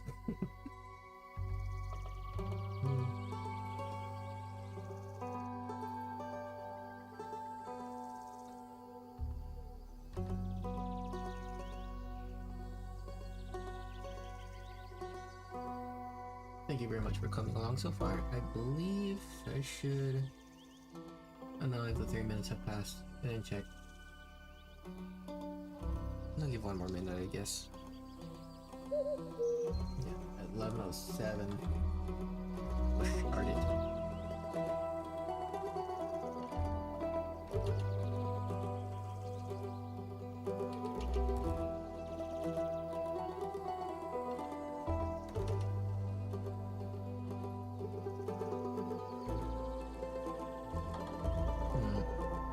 Hope we find Melly. Our precious detective.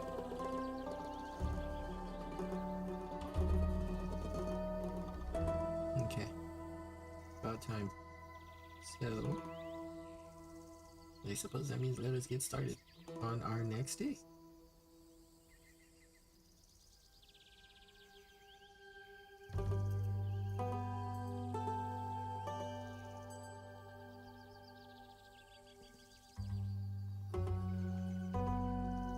Alright. Let's get started.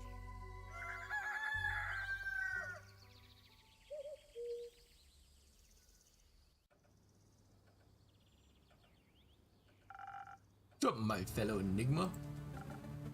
Sup? I don't find you that difficult to comprehend. That's what they all think.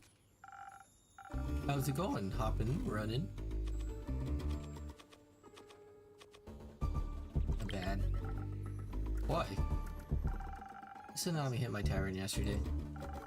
And not even 2 weeks ago, the stars fell from the sky. It's been a time. Yeah, it's been awesome. I wouldn't phrase it like that. Seemed like an attitude problem. But a tsunami, huh? So that's what that was. Cool. Sucks that I was busy playing a round of Magic the Scattering. Made me miss the whole thing. I would have loved to surf those waves. I'm sure you would have had a grand old time. Maybe next flood? You think I should start the next one on purpose? No. Oh, come on. This place has made you lame. I like my tavern to keep standing and the people around it as well. Like I said, lame. Got anything interesting to say? I have an interesting question. Shoot. Have you seen Melly anywhere? She's not missing.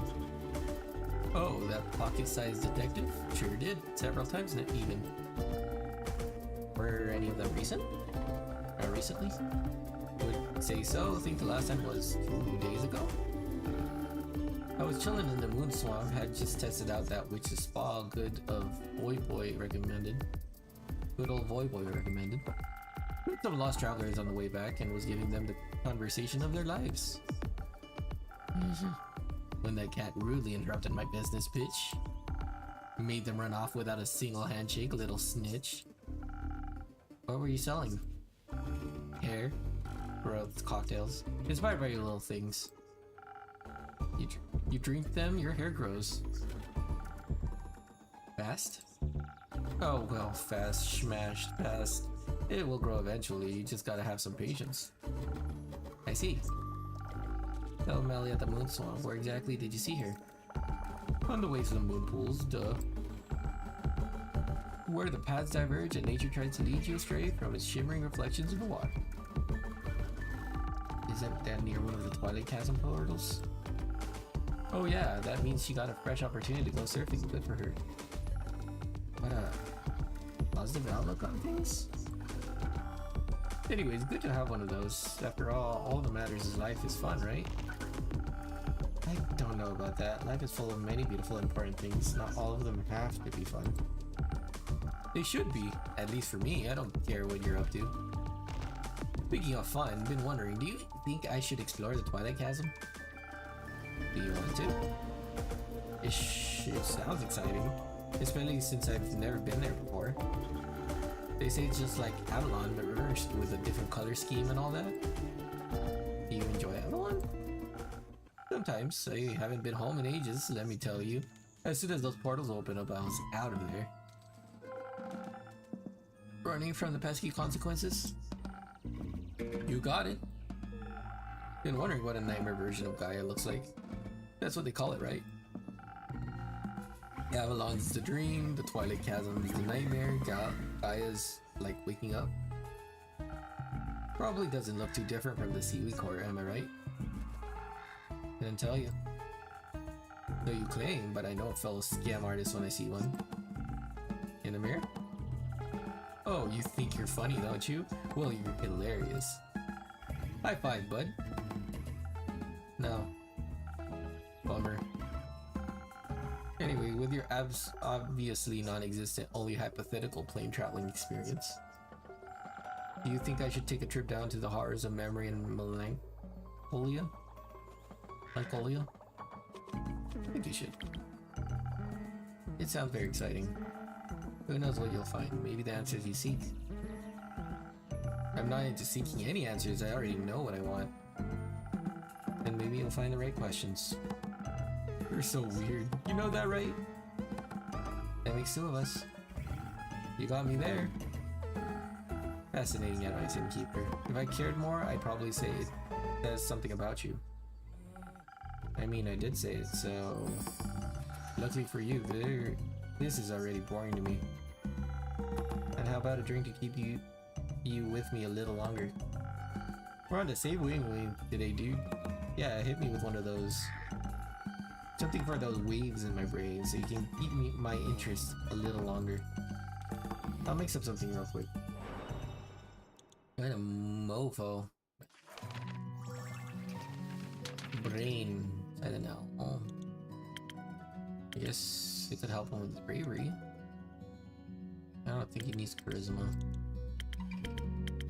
The only other one would be the Sparking Nebula, but again it's charisma, so this one would make the most sense to me. Alright. Brain, where's the brains? There it is. There you go. Get one right there. I get one right here. And I get one right here. That won't count. Okay. And this one goes right here. It should be good to go. The silent owl. Thank you, Andu. Let's go. Him and his sparkly eyes. Quick-witted and mischievous, just like you. It's big. That is lit. I'll give you that. Thank you. Welcome back, Baya. Thank you. How was your road trip? It was good. We stopped by my spa and did mud masks. And did you help them find a way back home? Yes.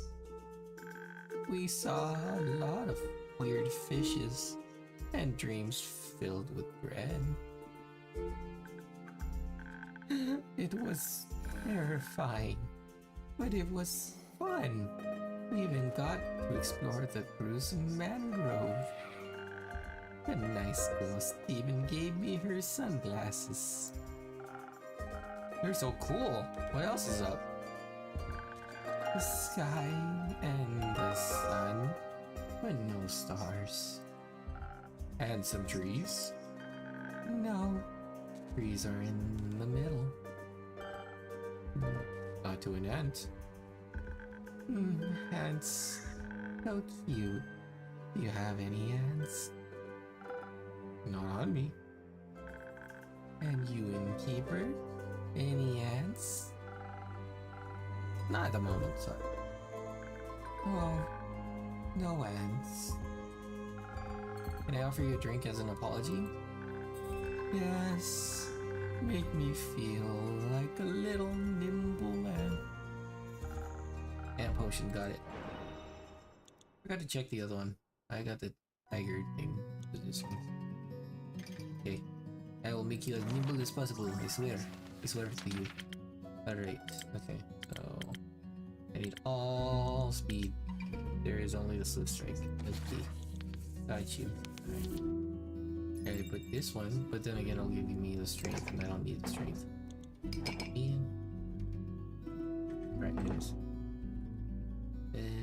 You don't need 2 intelligence, you just need 1 speed. Don't need that. This won't help. No. Need intelligence, shield, and speed. So, can I do any of these? Shield and speed, nope. Oh. Yeah, I'll go for this instead. So I need one more of this. Another one of these. And then another one of these. So basically just pure that. Weird. Anyway, Swift Strike. Thank you. Boop.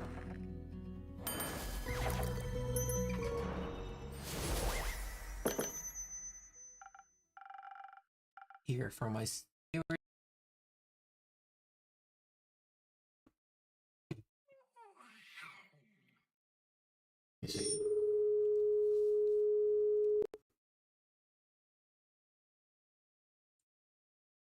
I think if I don't have my headphones on my head or ears, it turns off.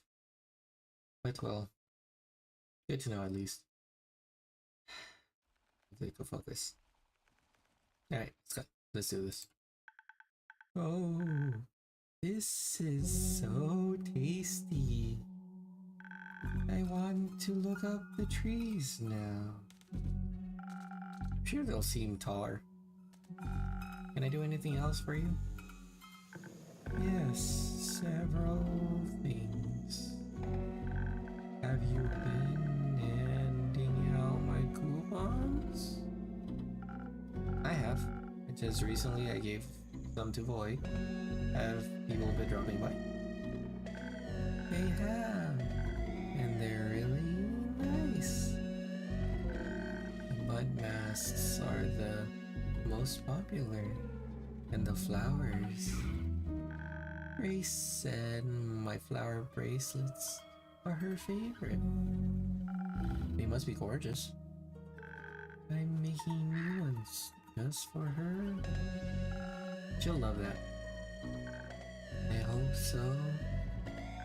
Second thing, are you okay? Anybody, thanks for asking. To be honest, I feel a little bit distraught. The other day really did a number on me. I'm trying to stay positive, but I can't say I feel the best. Oh no, that's awful. You want extra coupons? Or flowers? Flower coupons. I think your company will be quite enough. Oh, nice. But what about lotus flowers? I bought you some in case I needed to cheer you up. Oh, for me? Yes. They are special flowers. I've heard they're Earth's favorite, and they bless you with their protection. They also make you feel nimble like an ant. Thank you very much, Baya. I've been wanting to check in on people. I really enjoyed the flood. But I thought about when the Banshee told Mari and me that some people don't like drowning. Correct? I hope I can cheer them up. You're already cheering me up. I am. Yeah, I was bored, now I'm having fun. Cheering up. Quest succeeded.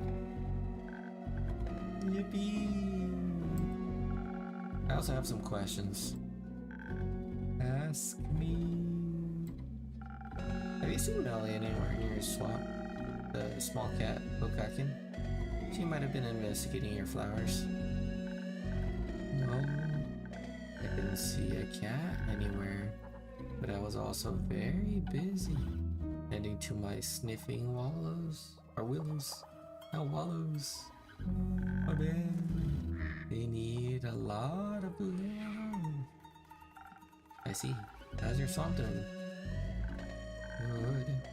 It's so wet now, and there are so many new interesting critters and plants. What kind of plants? Those with teeth?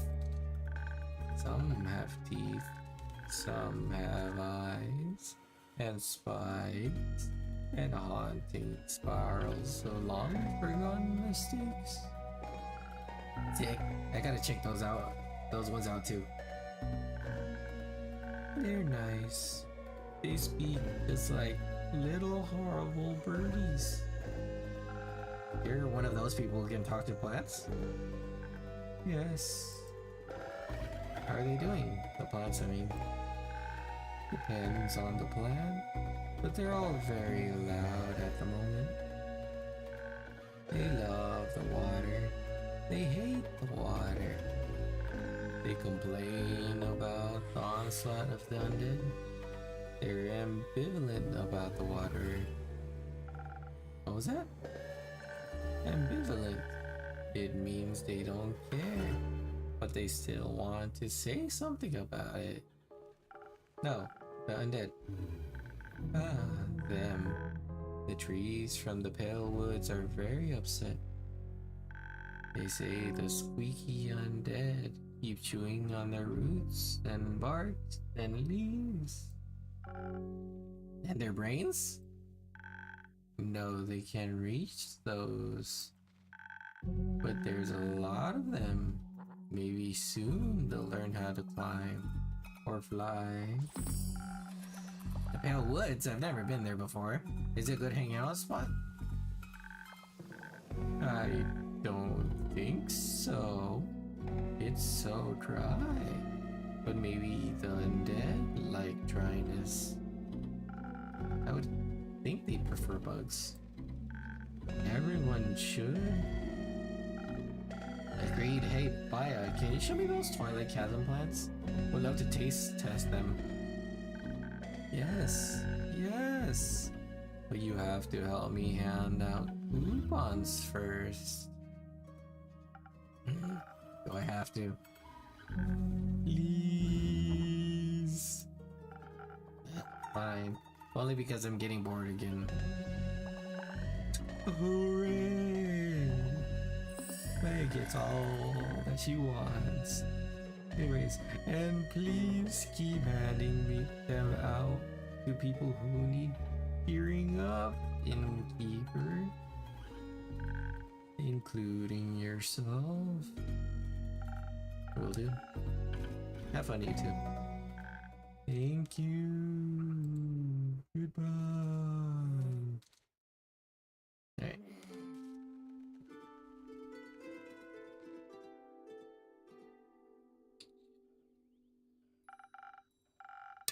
Hiya, people. How's it going? All fine and dandy? Hey, all fine and tired. Actually, not so fine. How come? Well, the city's a mess, so is the Grove, and the missing Tiger Garden. We still don't know exactly what happened or how. But there's the undealt problem. Not too far from us, apparently, and Archie is miserable. And no one has seen Melly in days. A lot of people are worried, and a lot of people also just aren't. Una told me not to worry either, but it's hard. Yes, very. I just want everyone to be safe. I want to fix this, whatever this is. People, I know everything is a lot right now. Especially since this is the first wave of adventures that you've ever faced. Pun unintended.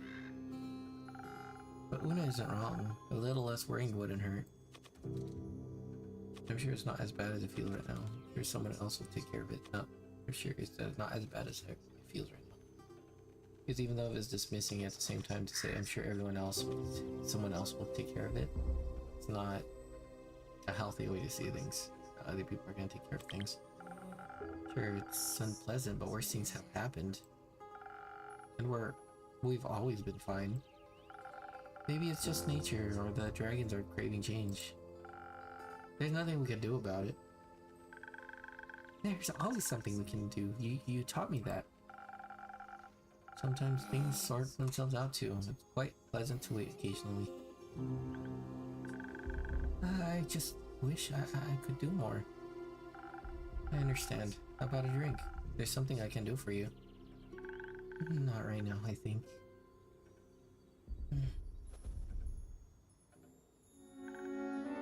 Hey. You look, stressed? Stressed? What makes you say that? I'm good, I'm fine, everything's great. What's wrong? Nothing's wrong, everything's awesome. If you're saying it like that, something must be terribly wrong. How about a drink? A little help, or telling us what's going on? Sure. You want some charisma? Yep, do it. Okay, so I think the 1,000 Winds is the only one? No. Sunny Breeze. I guess this one will make the most sense for me. Okay. This gives not what I need though. This one could. No, it won't work. How to use it though? I want to use it. It doesn't work. And then one for you. And intelligence. And another one of these. And another one of those. And Sunny Breezes. There we go.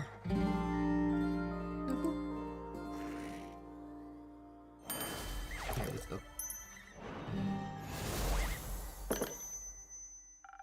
I hope this helps with the word vomit. For us, it does a little bit. Thank you. Anytime. So, what happened? Nothing really. Much at all. I was just taking a stroll, trying to find Melina. Checking in on people Fable asked me to check in on. Thank you for that. Yeah. So you helped calm me down last night. I'm glad I could help. And I was, taking a walk around the outskirts of Themis. The walk is, good, right? Right. So good. Even came across new people, a lot of them were echoes. Did you talk to them? Of course not. I expected nothing else, or else. That's peculiar though, there aren't a lot of echoes on Gaia. There are now. Apparently the flood brought in a lot of primordial refugees. Not everyone's comfortable being submerged in water after all, but they say Leviathan's plane is a mess right now. Oh, I hope everyone has a place to stay. They're looking for places for sure. The merchants are even offering them rides around Bezola and beyond. Like Morecambe, for example, which they advertised as a perfect vacation spot. It's right at the Missal and Wadden Sea. Very popular with travelers and retirees. I believe Luna lives there currently, when she's not bothering me in my tavern. So, I bet it's great there. I bet you can relax like nowhere else. What's going on, Fumo? Nothing at all. My parents taking a casual trip to Barkin. Your parents? Like their ghosts? What, also flooded? Likely, I don't think souls can leave the upper world so easily. Right. It would be difficult for ghosts to make it out of that watch and into a mocktail bar. Being guy in Taurus is a lot easier to do when you're not actually dead. I'm sorry to ask this of you, but you might have to elaborate a little bit more. It's simple. My parents aren't dead.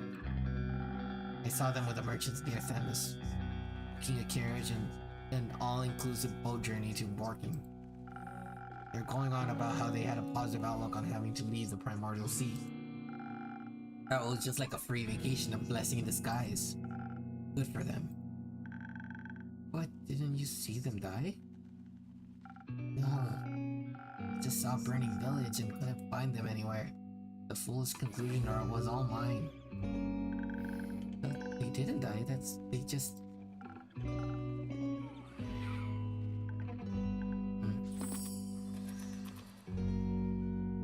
So you're going to kick their asses.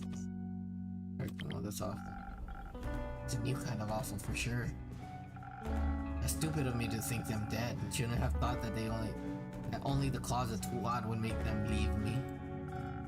They should have. They're your parents. They should never have abandoned you. Well, they did. Indeed. So, what now?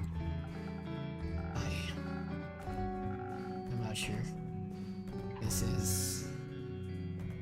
I don't know what to do. Do you want to talk about it? No, not right now. Well, maybe... Anyway, have you found Melina yet?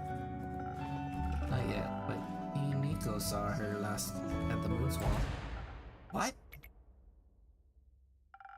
About 2 days ago.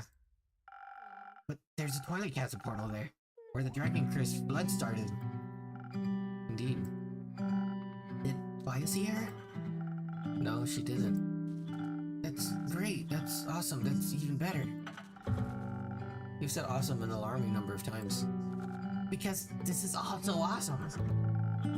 Keep looking for her. There's not a lot you can do without leaving your tavern except... Keep her, please, I beg of you. Put out a quest to find Melly right now. I need to figure out what to do about my parents before they disappear again. I don't know how much time I'll have. She needs to be safe. But I can't go myself. We need to find her. Please help me find her. I don't exactly have enough information yet, but I'll make sure to find out more and make a quest. I'll put it up immediately. Thank you. I hope someone will find her. We will. I promise you. But I believe you. I will, I have to go think. Good luck with that. I'll see you soon. Yeah, don't burn down your tavern, I mean. I'll try not to.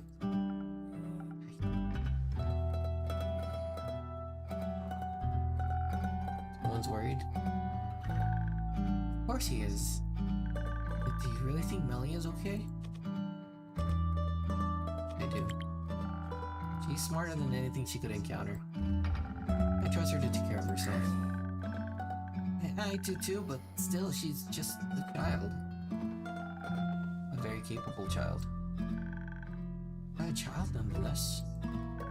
Oh, wherever and however she is, whether she was just watching the sky or trying to unravel a mystery, you might need help. So please give me that quest. Pardon? Please give me that quest right now, so I can find her. No, it's not done. That's alright. I already know both of the rumors, and I know Melly well. I think I have enough information to find her. And, I don't think we can have time to be pedantic right now. There is a certain way things have to be done. Your way? Yeah, I'm sorry, but it's just how things are. Yet you made them that way? Fable, listen, if you rush into this, you'll be putting both Melly and yourself in danger. You just told me not to worry about it. How dangerous could it be then? Well, weren't you encouraging me to go on more adventures just a week ago? Or are you only okay with me leaving when it's something as small as some snails? I just think something like the flood must have been caused by a massive force. Whether worrisome, purposeful, or neither, it's certainly not harmless. You don't have a lot of experience with adventures like this. Or with different planes. What if she's in Twilight Chasm? You need to level up before you stand a chance against true nightmares. Maybe you can get another quest from the farmers. Their fields must have taken a lot of damage. Archie needs cheering up too. Don't patronize me. I simply don't think you're ready for this one. Why are you being like this? You always say I should get out of my comfort zone. You encourage me to change, to grow stronger and braver. And now that I do, it's suddenly wrong? I'm not saying it's wrong, I'm saying that timing isn't right. And why do you get to decide what my timing is? Why should I leave my comfort zone, but once something's out of yours, it's a mistake? Things aren't that simple. I know, I've lived for over 100 years, I know when things aren't simple. I also know that they don't change by pretending they aren't, or by pretending they're not missing. Think what you might, the question hasn't been put up yet, so it can't be taken. I don't need some sheet of parchment to find her. Just make me a drink. Think about this. I might damn both of you this way. You're going to look for someone no one has seen in several days after a giant disaster. You could be anywhere, including in a realm of nightmares you know nothing about. You've never even encountered bleak stalkers, and to be the least of your worries there. There are adventurers who have faced things worse than this. We'll have a higher chance of bringing her back safely along with themselves. Is this your way of saying you won't make me a drink? Just let it go, let somebody else handle it. So they get her instead of me. It's not what I said. But it's what you meant. You don't know what's awaiting you out there. But you do? Please just stay. You can't keep me here forever. Why not? Because I've made up my mind. And I've made up my mind. And I've made up mine. I'm not giving you the quest, I'm not making you a drink. Okay, I don't need a drink. Don't be ridiculous. Going on an adventure without any help is reckless at best, foolish at worst. I'm not going to sit around and wait while other people suffer. Not if you have a chance to help them. I'm not like you. You're right, you're not. You have no idea what you're getting yourself into. I know I'm going to find Melina, I don't care what it takes. And I'm not going to let anyone stop me, not even you. Fable.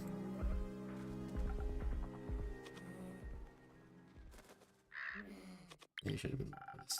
After all, they've always been honest with me. I just explained everything to them. And now they're going to run towards their doom just because I can't. No, I don't want to think about that. Not sure what to do with those rumors now. Guess I'll just hang on to them. Oh, I'd better close up for the day. Actually put things up now.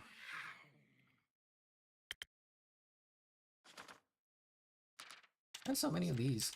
Why can't I put them together with them? Oh my god. Alright, whatever. Close up for the day. Ah, there you go. Legend has a degree acts of paralyzed and anywhere deep inside the subterranean caves is unknown, unimaginably powerful weapon. No.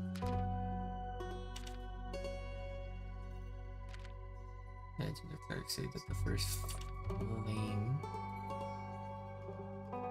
No, as you amount of death poses a problem. Trees of the pale woods are calling about undead chewing on their roots.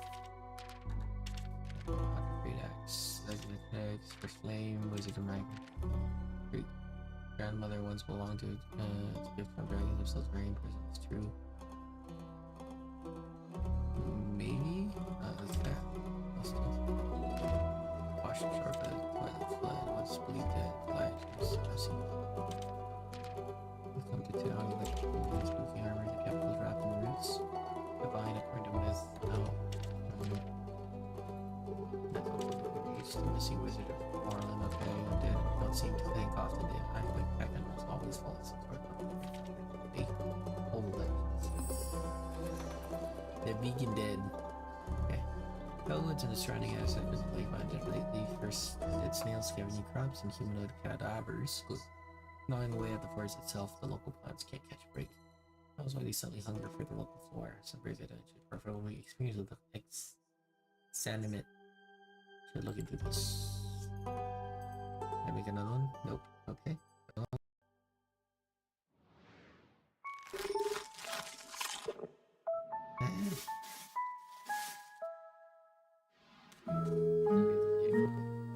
Sorry about that.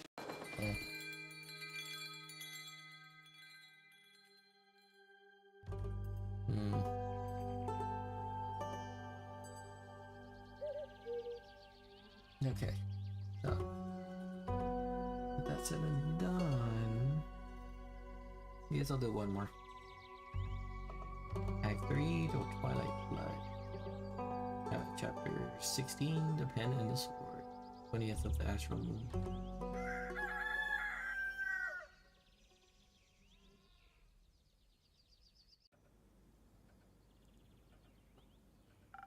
Hello, brave adventurer. Welcome back to my tavern. Hello, innkeeper. Thank you dearly for your hospitality the other day. Not being alone after all that happened. It really helped. I'm glad to hear that. How are you doing? These past few days have been quite eventful. I'm alright. I think. I'm just trying to keep myself busy so I don't have to have time to think about the things that happened. Understandable. Losing a loved one is always tough, and healing takes a lot longer than you'd expect. I fear you might be right, and are you perhaps speaking from experience? I've been doing this job long enough to witness countless adventures passing through my tavern. Some of them return, some don't. But they always leave someone behind. Warning. I see. Does it get any easier? No, never. And if it did, I'd be worried. Death shouldn't be easy, be it friend or foe. I suppose you're right. Distraction is always a good approach, though. And I think I know what you mean. I've been writing a lot the last 2 days.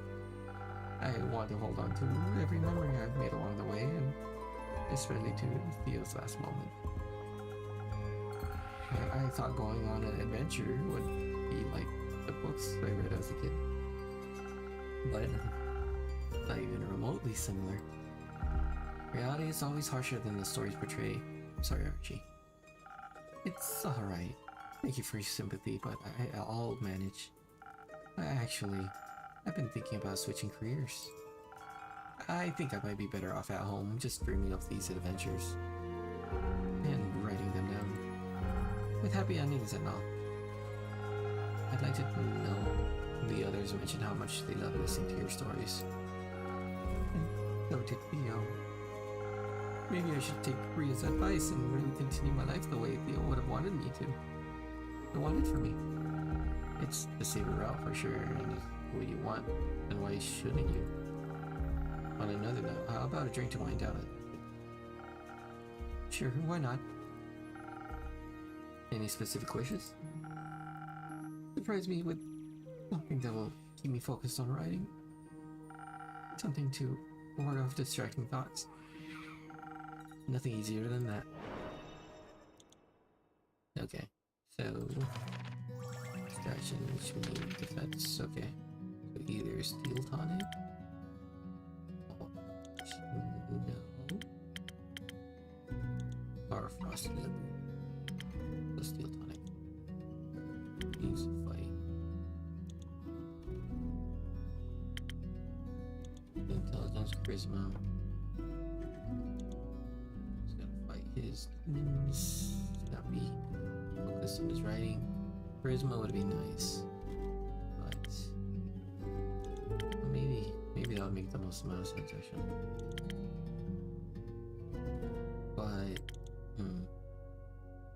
Actually, I'm kind of curious.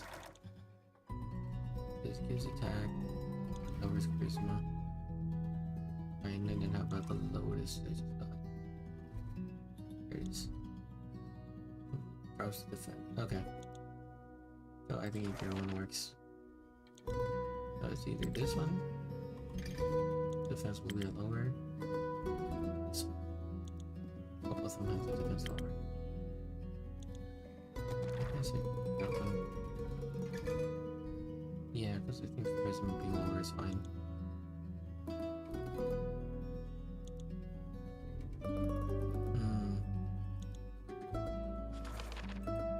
I don't know, I'm thinking so much about this one. Maybe not. Because I don't have to get the attack. It is very poetic, I guess, if that makes sense. I'll put this. Oh, what that does actually. Not for that one. Looks hard. Less with divine magic with dragons. Okay. Which is haste. Okay. Fine.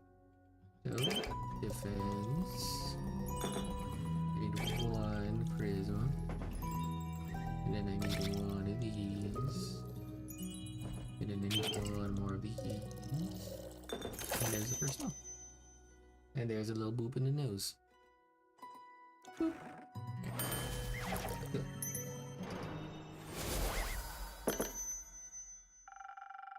A drink for the upcoming best-selling author. Very sweet of you. Thank you very much. Oh, this tastes absolutely delightful. I can already feel the words aligning, impatiently waiting to be written down. Don't mention it. I'm always happy to help. Speaking of which, have you, by any chance, heard of Melina, the famous detective? As it happens, I have. You get to know quite a lot of people when you run a tavern, you know. Have you seen her recently? Sadly not in a while, no. I last saw her at least a week ago, if not two. How curious that you also know her. Meeting such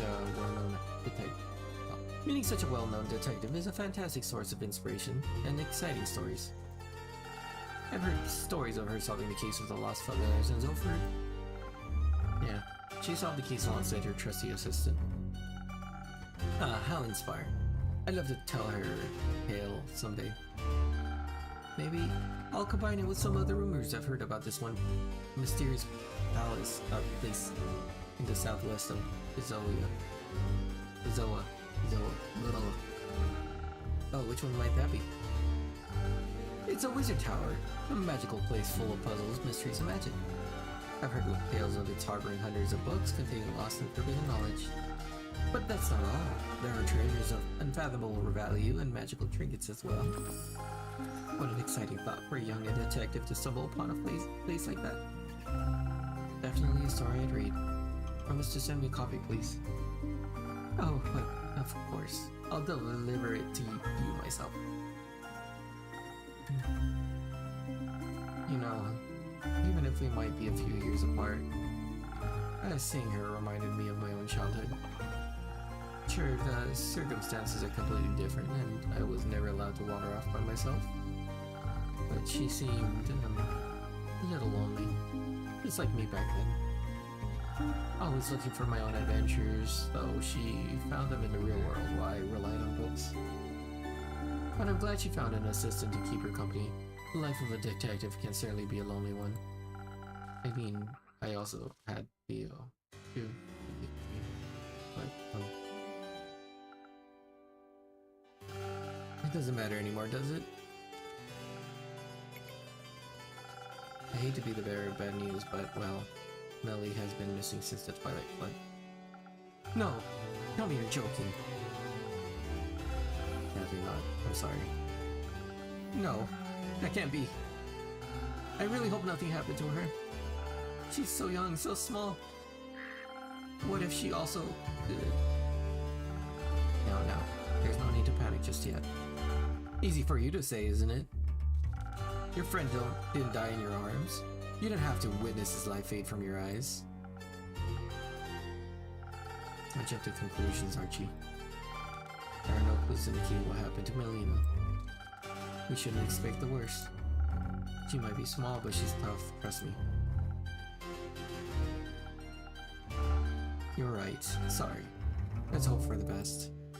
I couldn't bear writing another tragedy.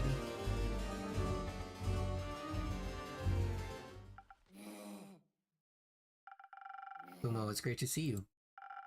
Solved it. Solved what? My parent problem. Solved it. And how did you do that? It's simple. I'm here to ask you to write up and hand out a quest for me. Quest to find them and to kill them. Sorry, did you say kill them? Yes. Why do you want to kill your parents? Isn't it obvious?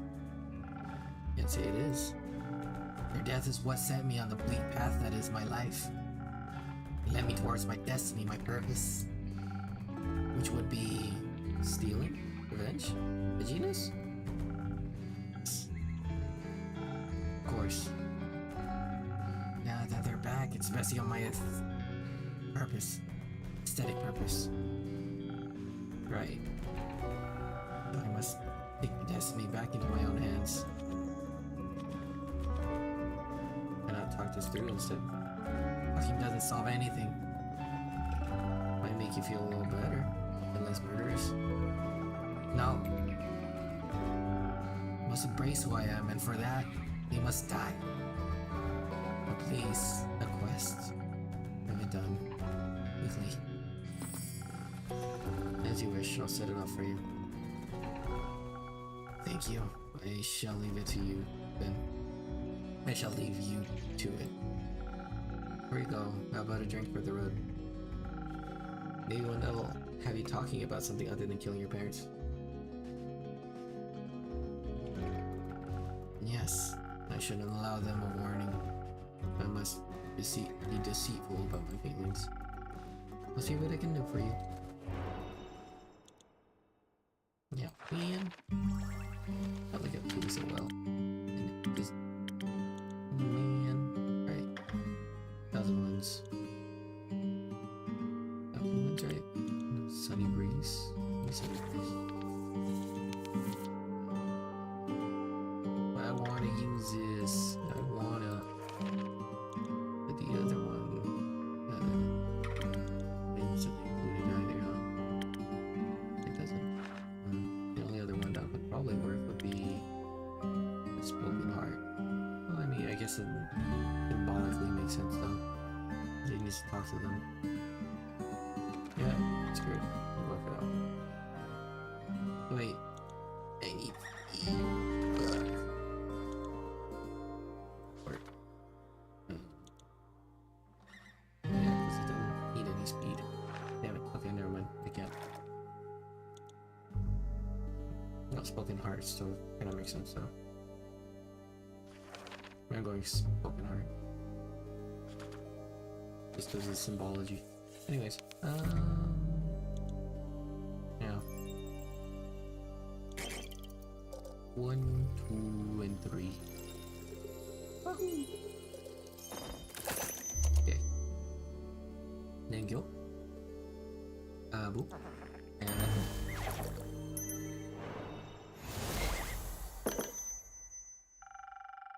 maybe this will help your heart a little.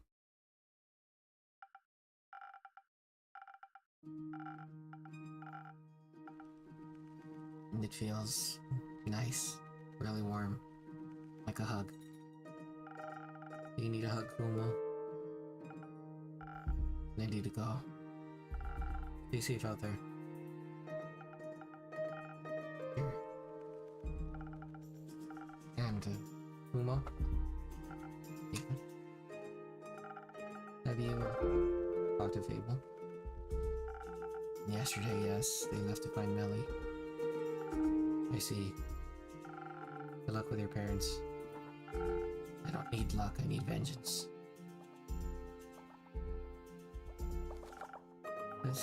Does he need help? Do you want to help them kill their parents? Pardon me? No, of course not. I meant psychological help. They don't look like they're doing well, if I might say.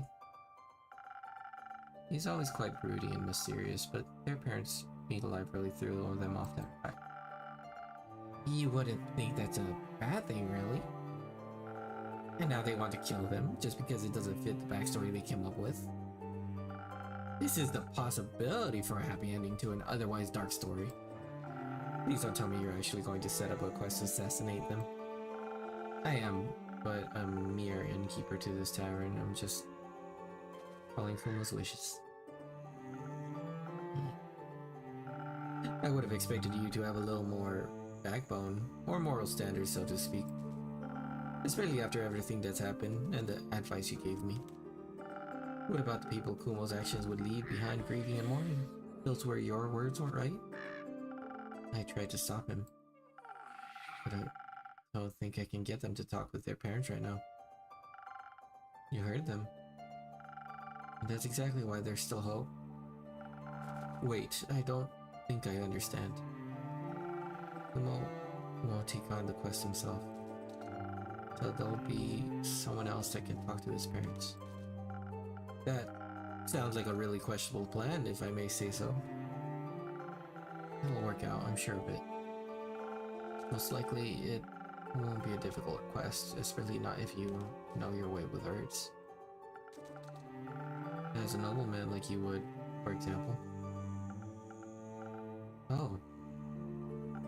Well, I'm still certainly this isn't a quest for me, even though I could probably do it. What if the situation actually escalates into violence? I don't know if I could handle that very well. No pressure, I just wanted to make an offer. You want a different quest then? Weren't you listening? I don't think I want to be an adventurer anymore. Hearing Kumo just now has amplified my doubts. I never want to have to kill anyone.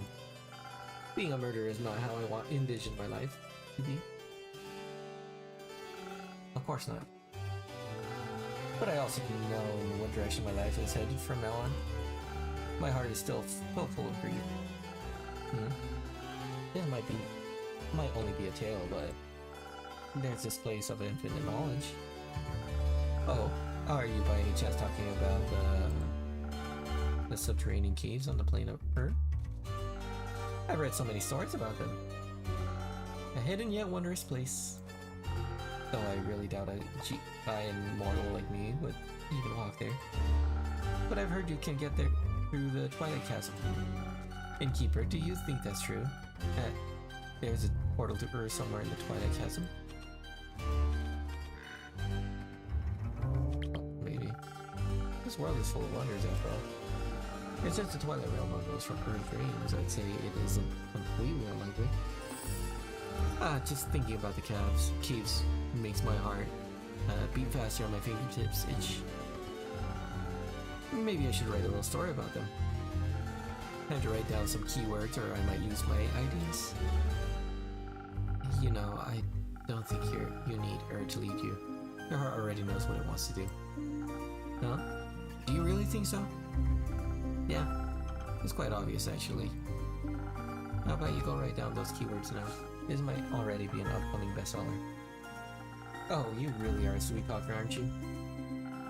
Thank you for your advice. Goodbye, Innkeeper. Until next time, Archie.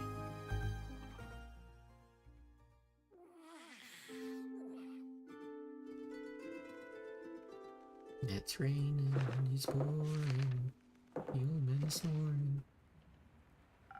Good evening, Carolyn. Evening. Has boredom already caught up with you again? It's always on my trail. Guessing this quest is still free. Not for much longer, it seems. Haven't had enough of the undead yet. Had enough of losing to them.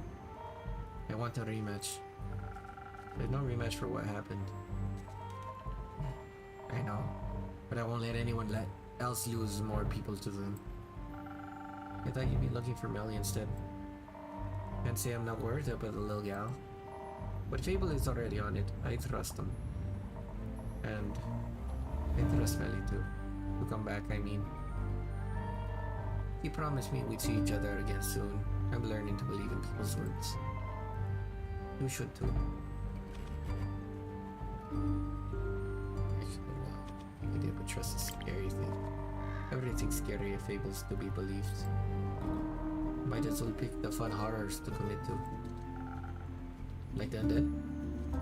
Exactly. I also gotta check up on my cousin. Those undead snails are sounding a lot more concerning right now. At least they're even slower than the regular undead. Very calming things. Wanna take Archie along again? He might be the calming presence you're seeking. Under no circumstances, no. If you get bored, he has very good stories to tell. Shut up. How will we talk about what drink you want then?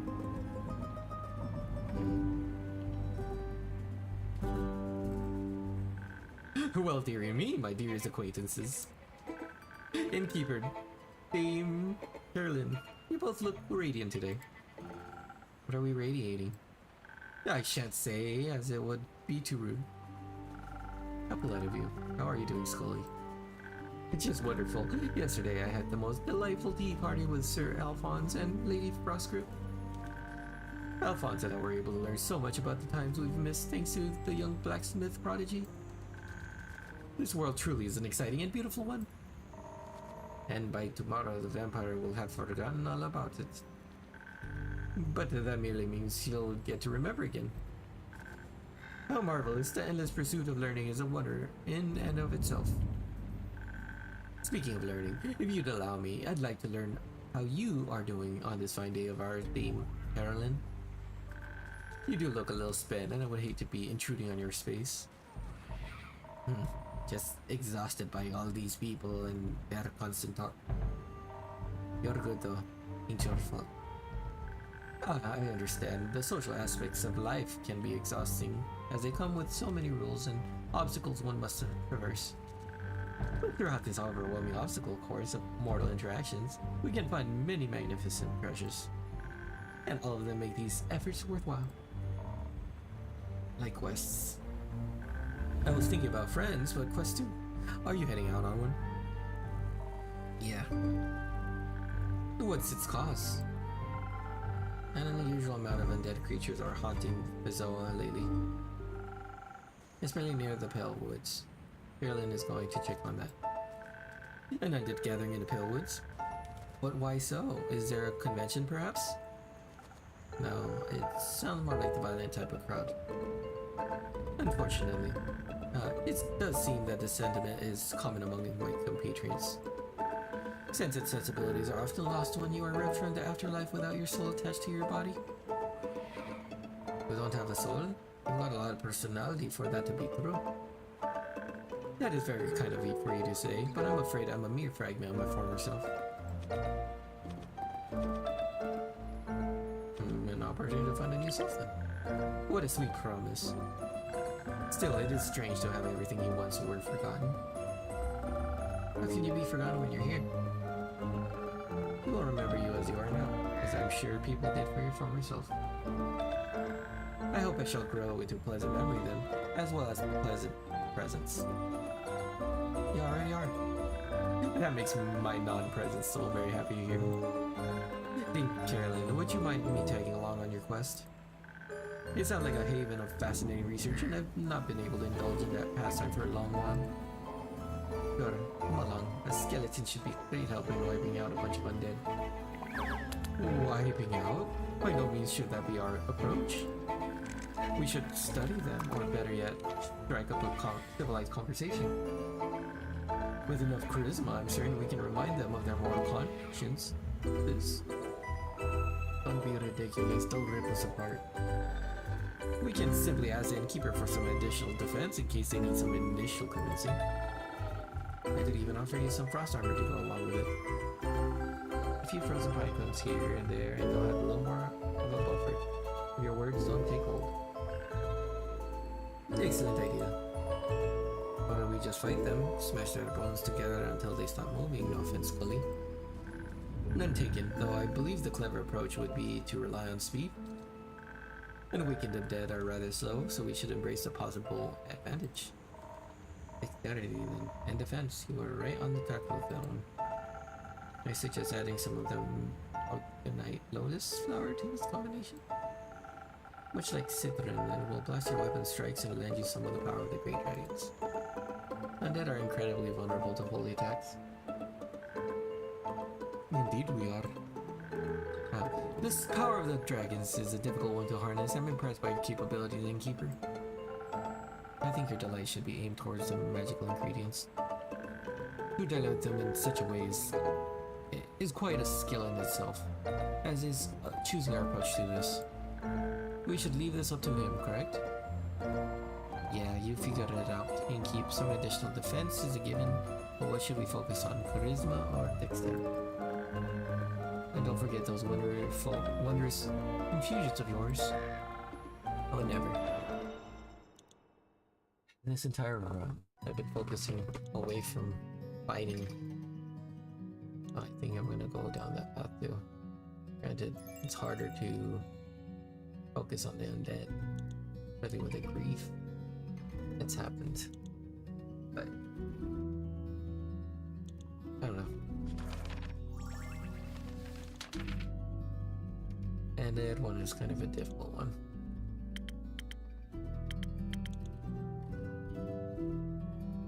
This would be the best one. Wait. It won't work. 1,000 wins because it has strength. And we don't need strength for 1,000 wins. Oh my god. But then the other one would be the one that has attack on it would be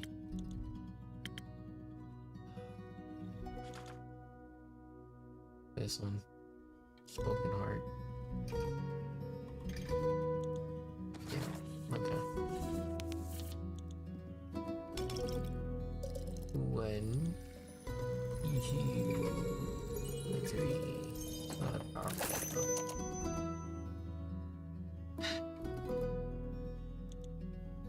Alright. I'm gonna say it regardless, but it'll be okay. Yeah. Let's go.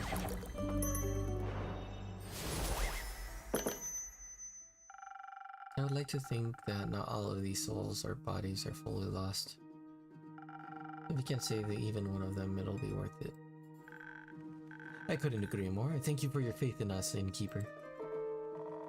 I guess I'll give them a chance, but if they start gnawing on your bones, I won't hold back. I'm counting on it.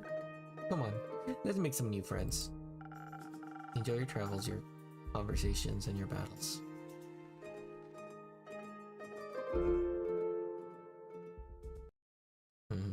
Okay.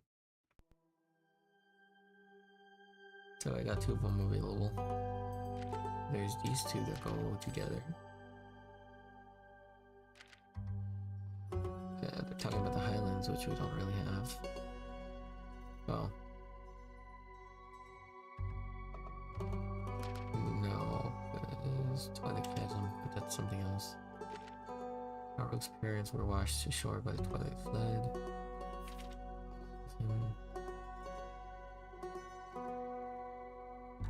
Clearly, fingers crossed that will pass through your youth protection.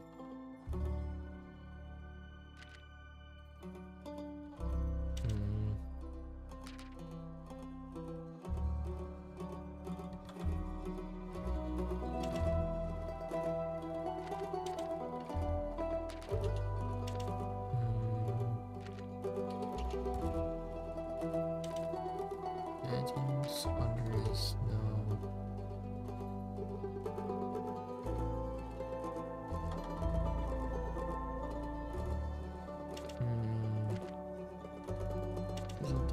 So I know the wizard one is the one that we need to have. Those two go together. So what is it? We seem good. It allows you the wizard taps full lure. Still there. Has always enjoyed some puzzle traps and other means trickery. Those go together enough for sure. The wizard of Marlia has abandoned his tower. Moralia, a small island near Niberduf and Dalwell, has in custom for wizards' tower is said to be full of alluring treasures, gold, magic items, forbidden knowledge, and spells. Anything your little heart desires, but be warned, the wizard is known to have love, puzzles, mischief, and contraptions. So don't forget to check the traps. I think that's the only one? No.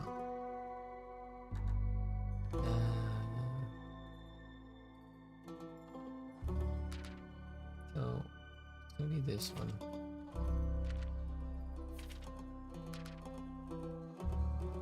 Because otherwise it's like Carlin's great grandmother. Okay, the shelf very impressive. Legend has a great axe, subterranean cubes. Okay. Couple of dragons were expected to.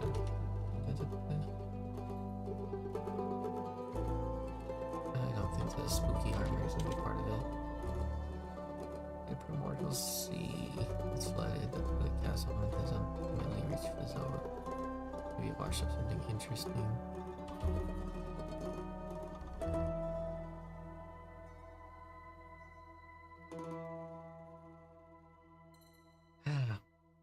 What part is it?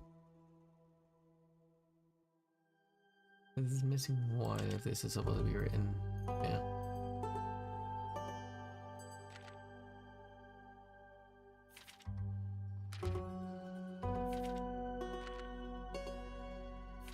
Is it that one? No.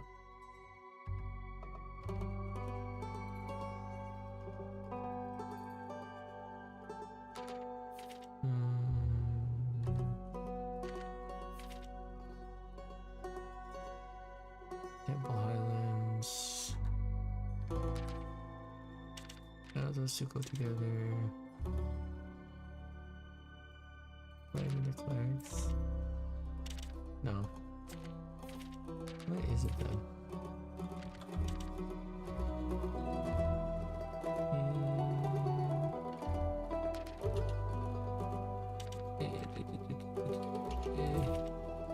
Those two? No. Which is it then? They're not supposed to revolve around this. Oh, maybe it is this one. Arrow experience ignition. No? Why am I not just getting this down? The legend declares, say that the first flame Leviathan ever. It still burns in the Temple Highlands. Captain Roots, protected by divine upon the mist as each of the times.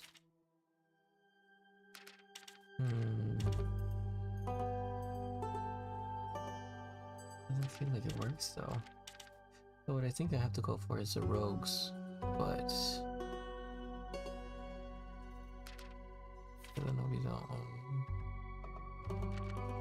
Maybe that one. Maybe if we're talking about this. No, okay. This one. Like this. Oh my god. I hate the parent trap.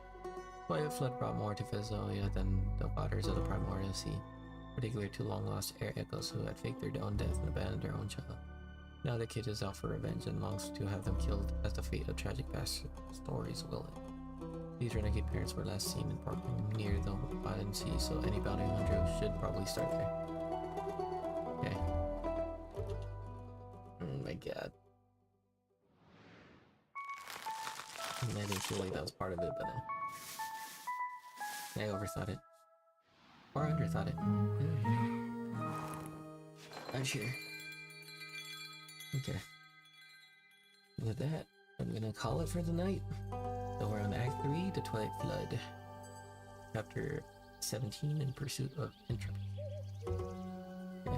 I believe that there's about... I want to say like 10 more chapters, but I don't even know. I did look it up, but yeah, I already forgot. Regardless, let me leave. Go back to the main page.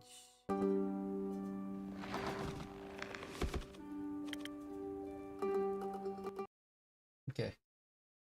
So, with that said and done, that was a interesting experience. It has reached in the... No, it hasn't reached the climax yet. I know that for sure. Close. But the turning point, I guess. It's a lot of bad things started happening to the people that we care about. And it's sad to see. It's very sad to see. But that's just how it goes. It's sometimes twice. Regardless, thank you very, very much for joining me. Thank you very much for your company. I hope that you're enjoying this game so far as much as I am. Um, I hope you have a wonderful night. That you're able to accomplish anything that you want to accomplish throughout the day. I hope that you're um, just having a brain fart. That you sleep peacefully when you do. And training you to try to be the best version of yourself that you want to be. I know you could accomplish anything that you want to set for yourself. Just believe in yourself, and I know I believe in you guys. Um, the best way to change this world is by bringing out the good within ourselves and finding community instead of isolation and division, at least in my perspective. And I know that you guys are going to be great factors in regards to that. So just don't lose faith in yourself. Let's keep on marking our path, try to be the best versions of ourselves that we can. And I hope you have a wonderful night. Sleep well, sweet dreams, and an amazing day.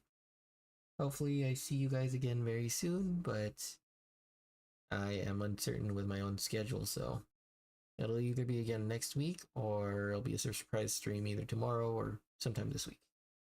Again, thank you very much for being by my side in this, and I hope you have an amazing day. Peace.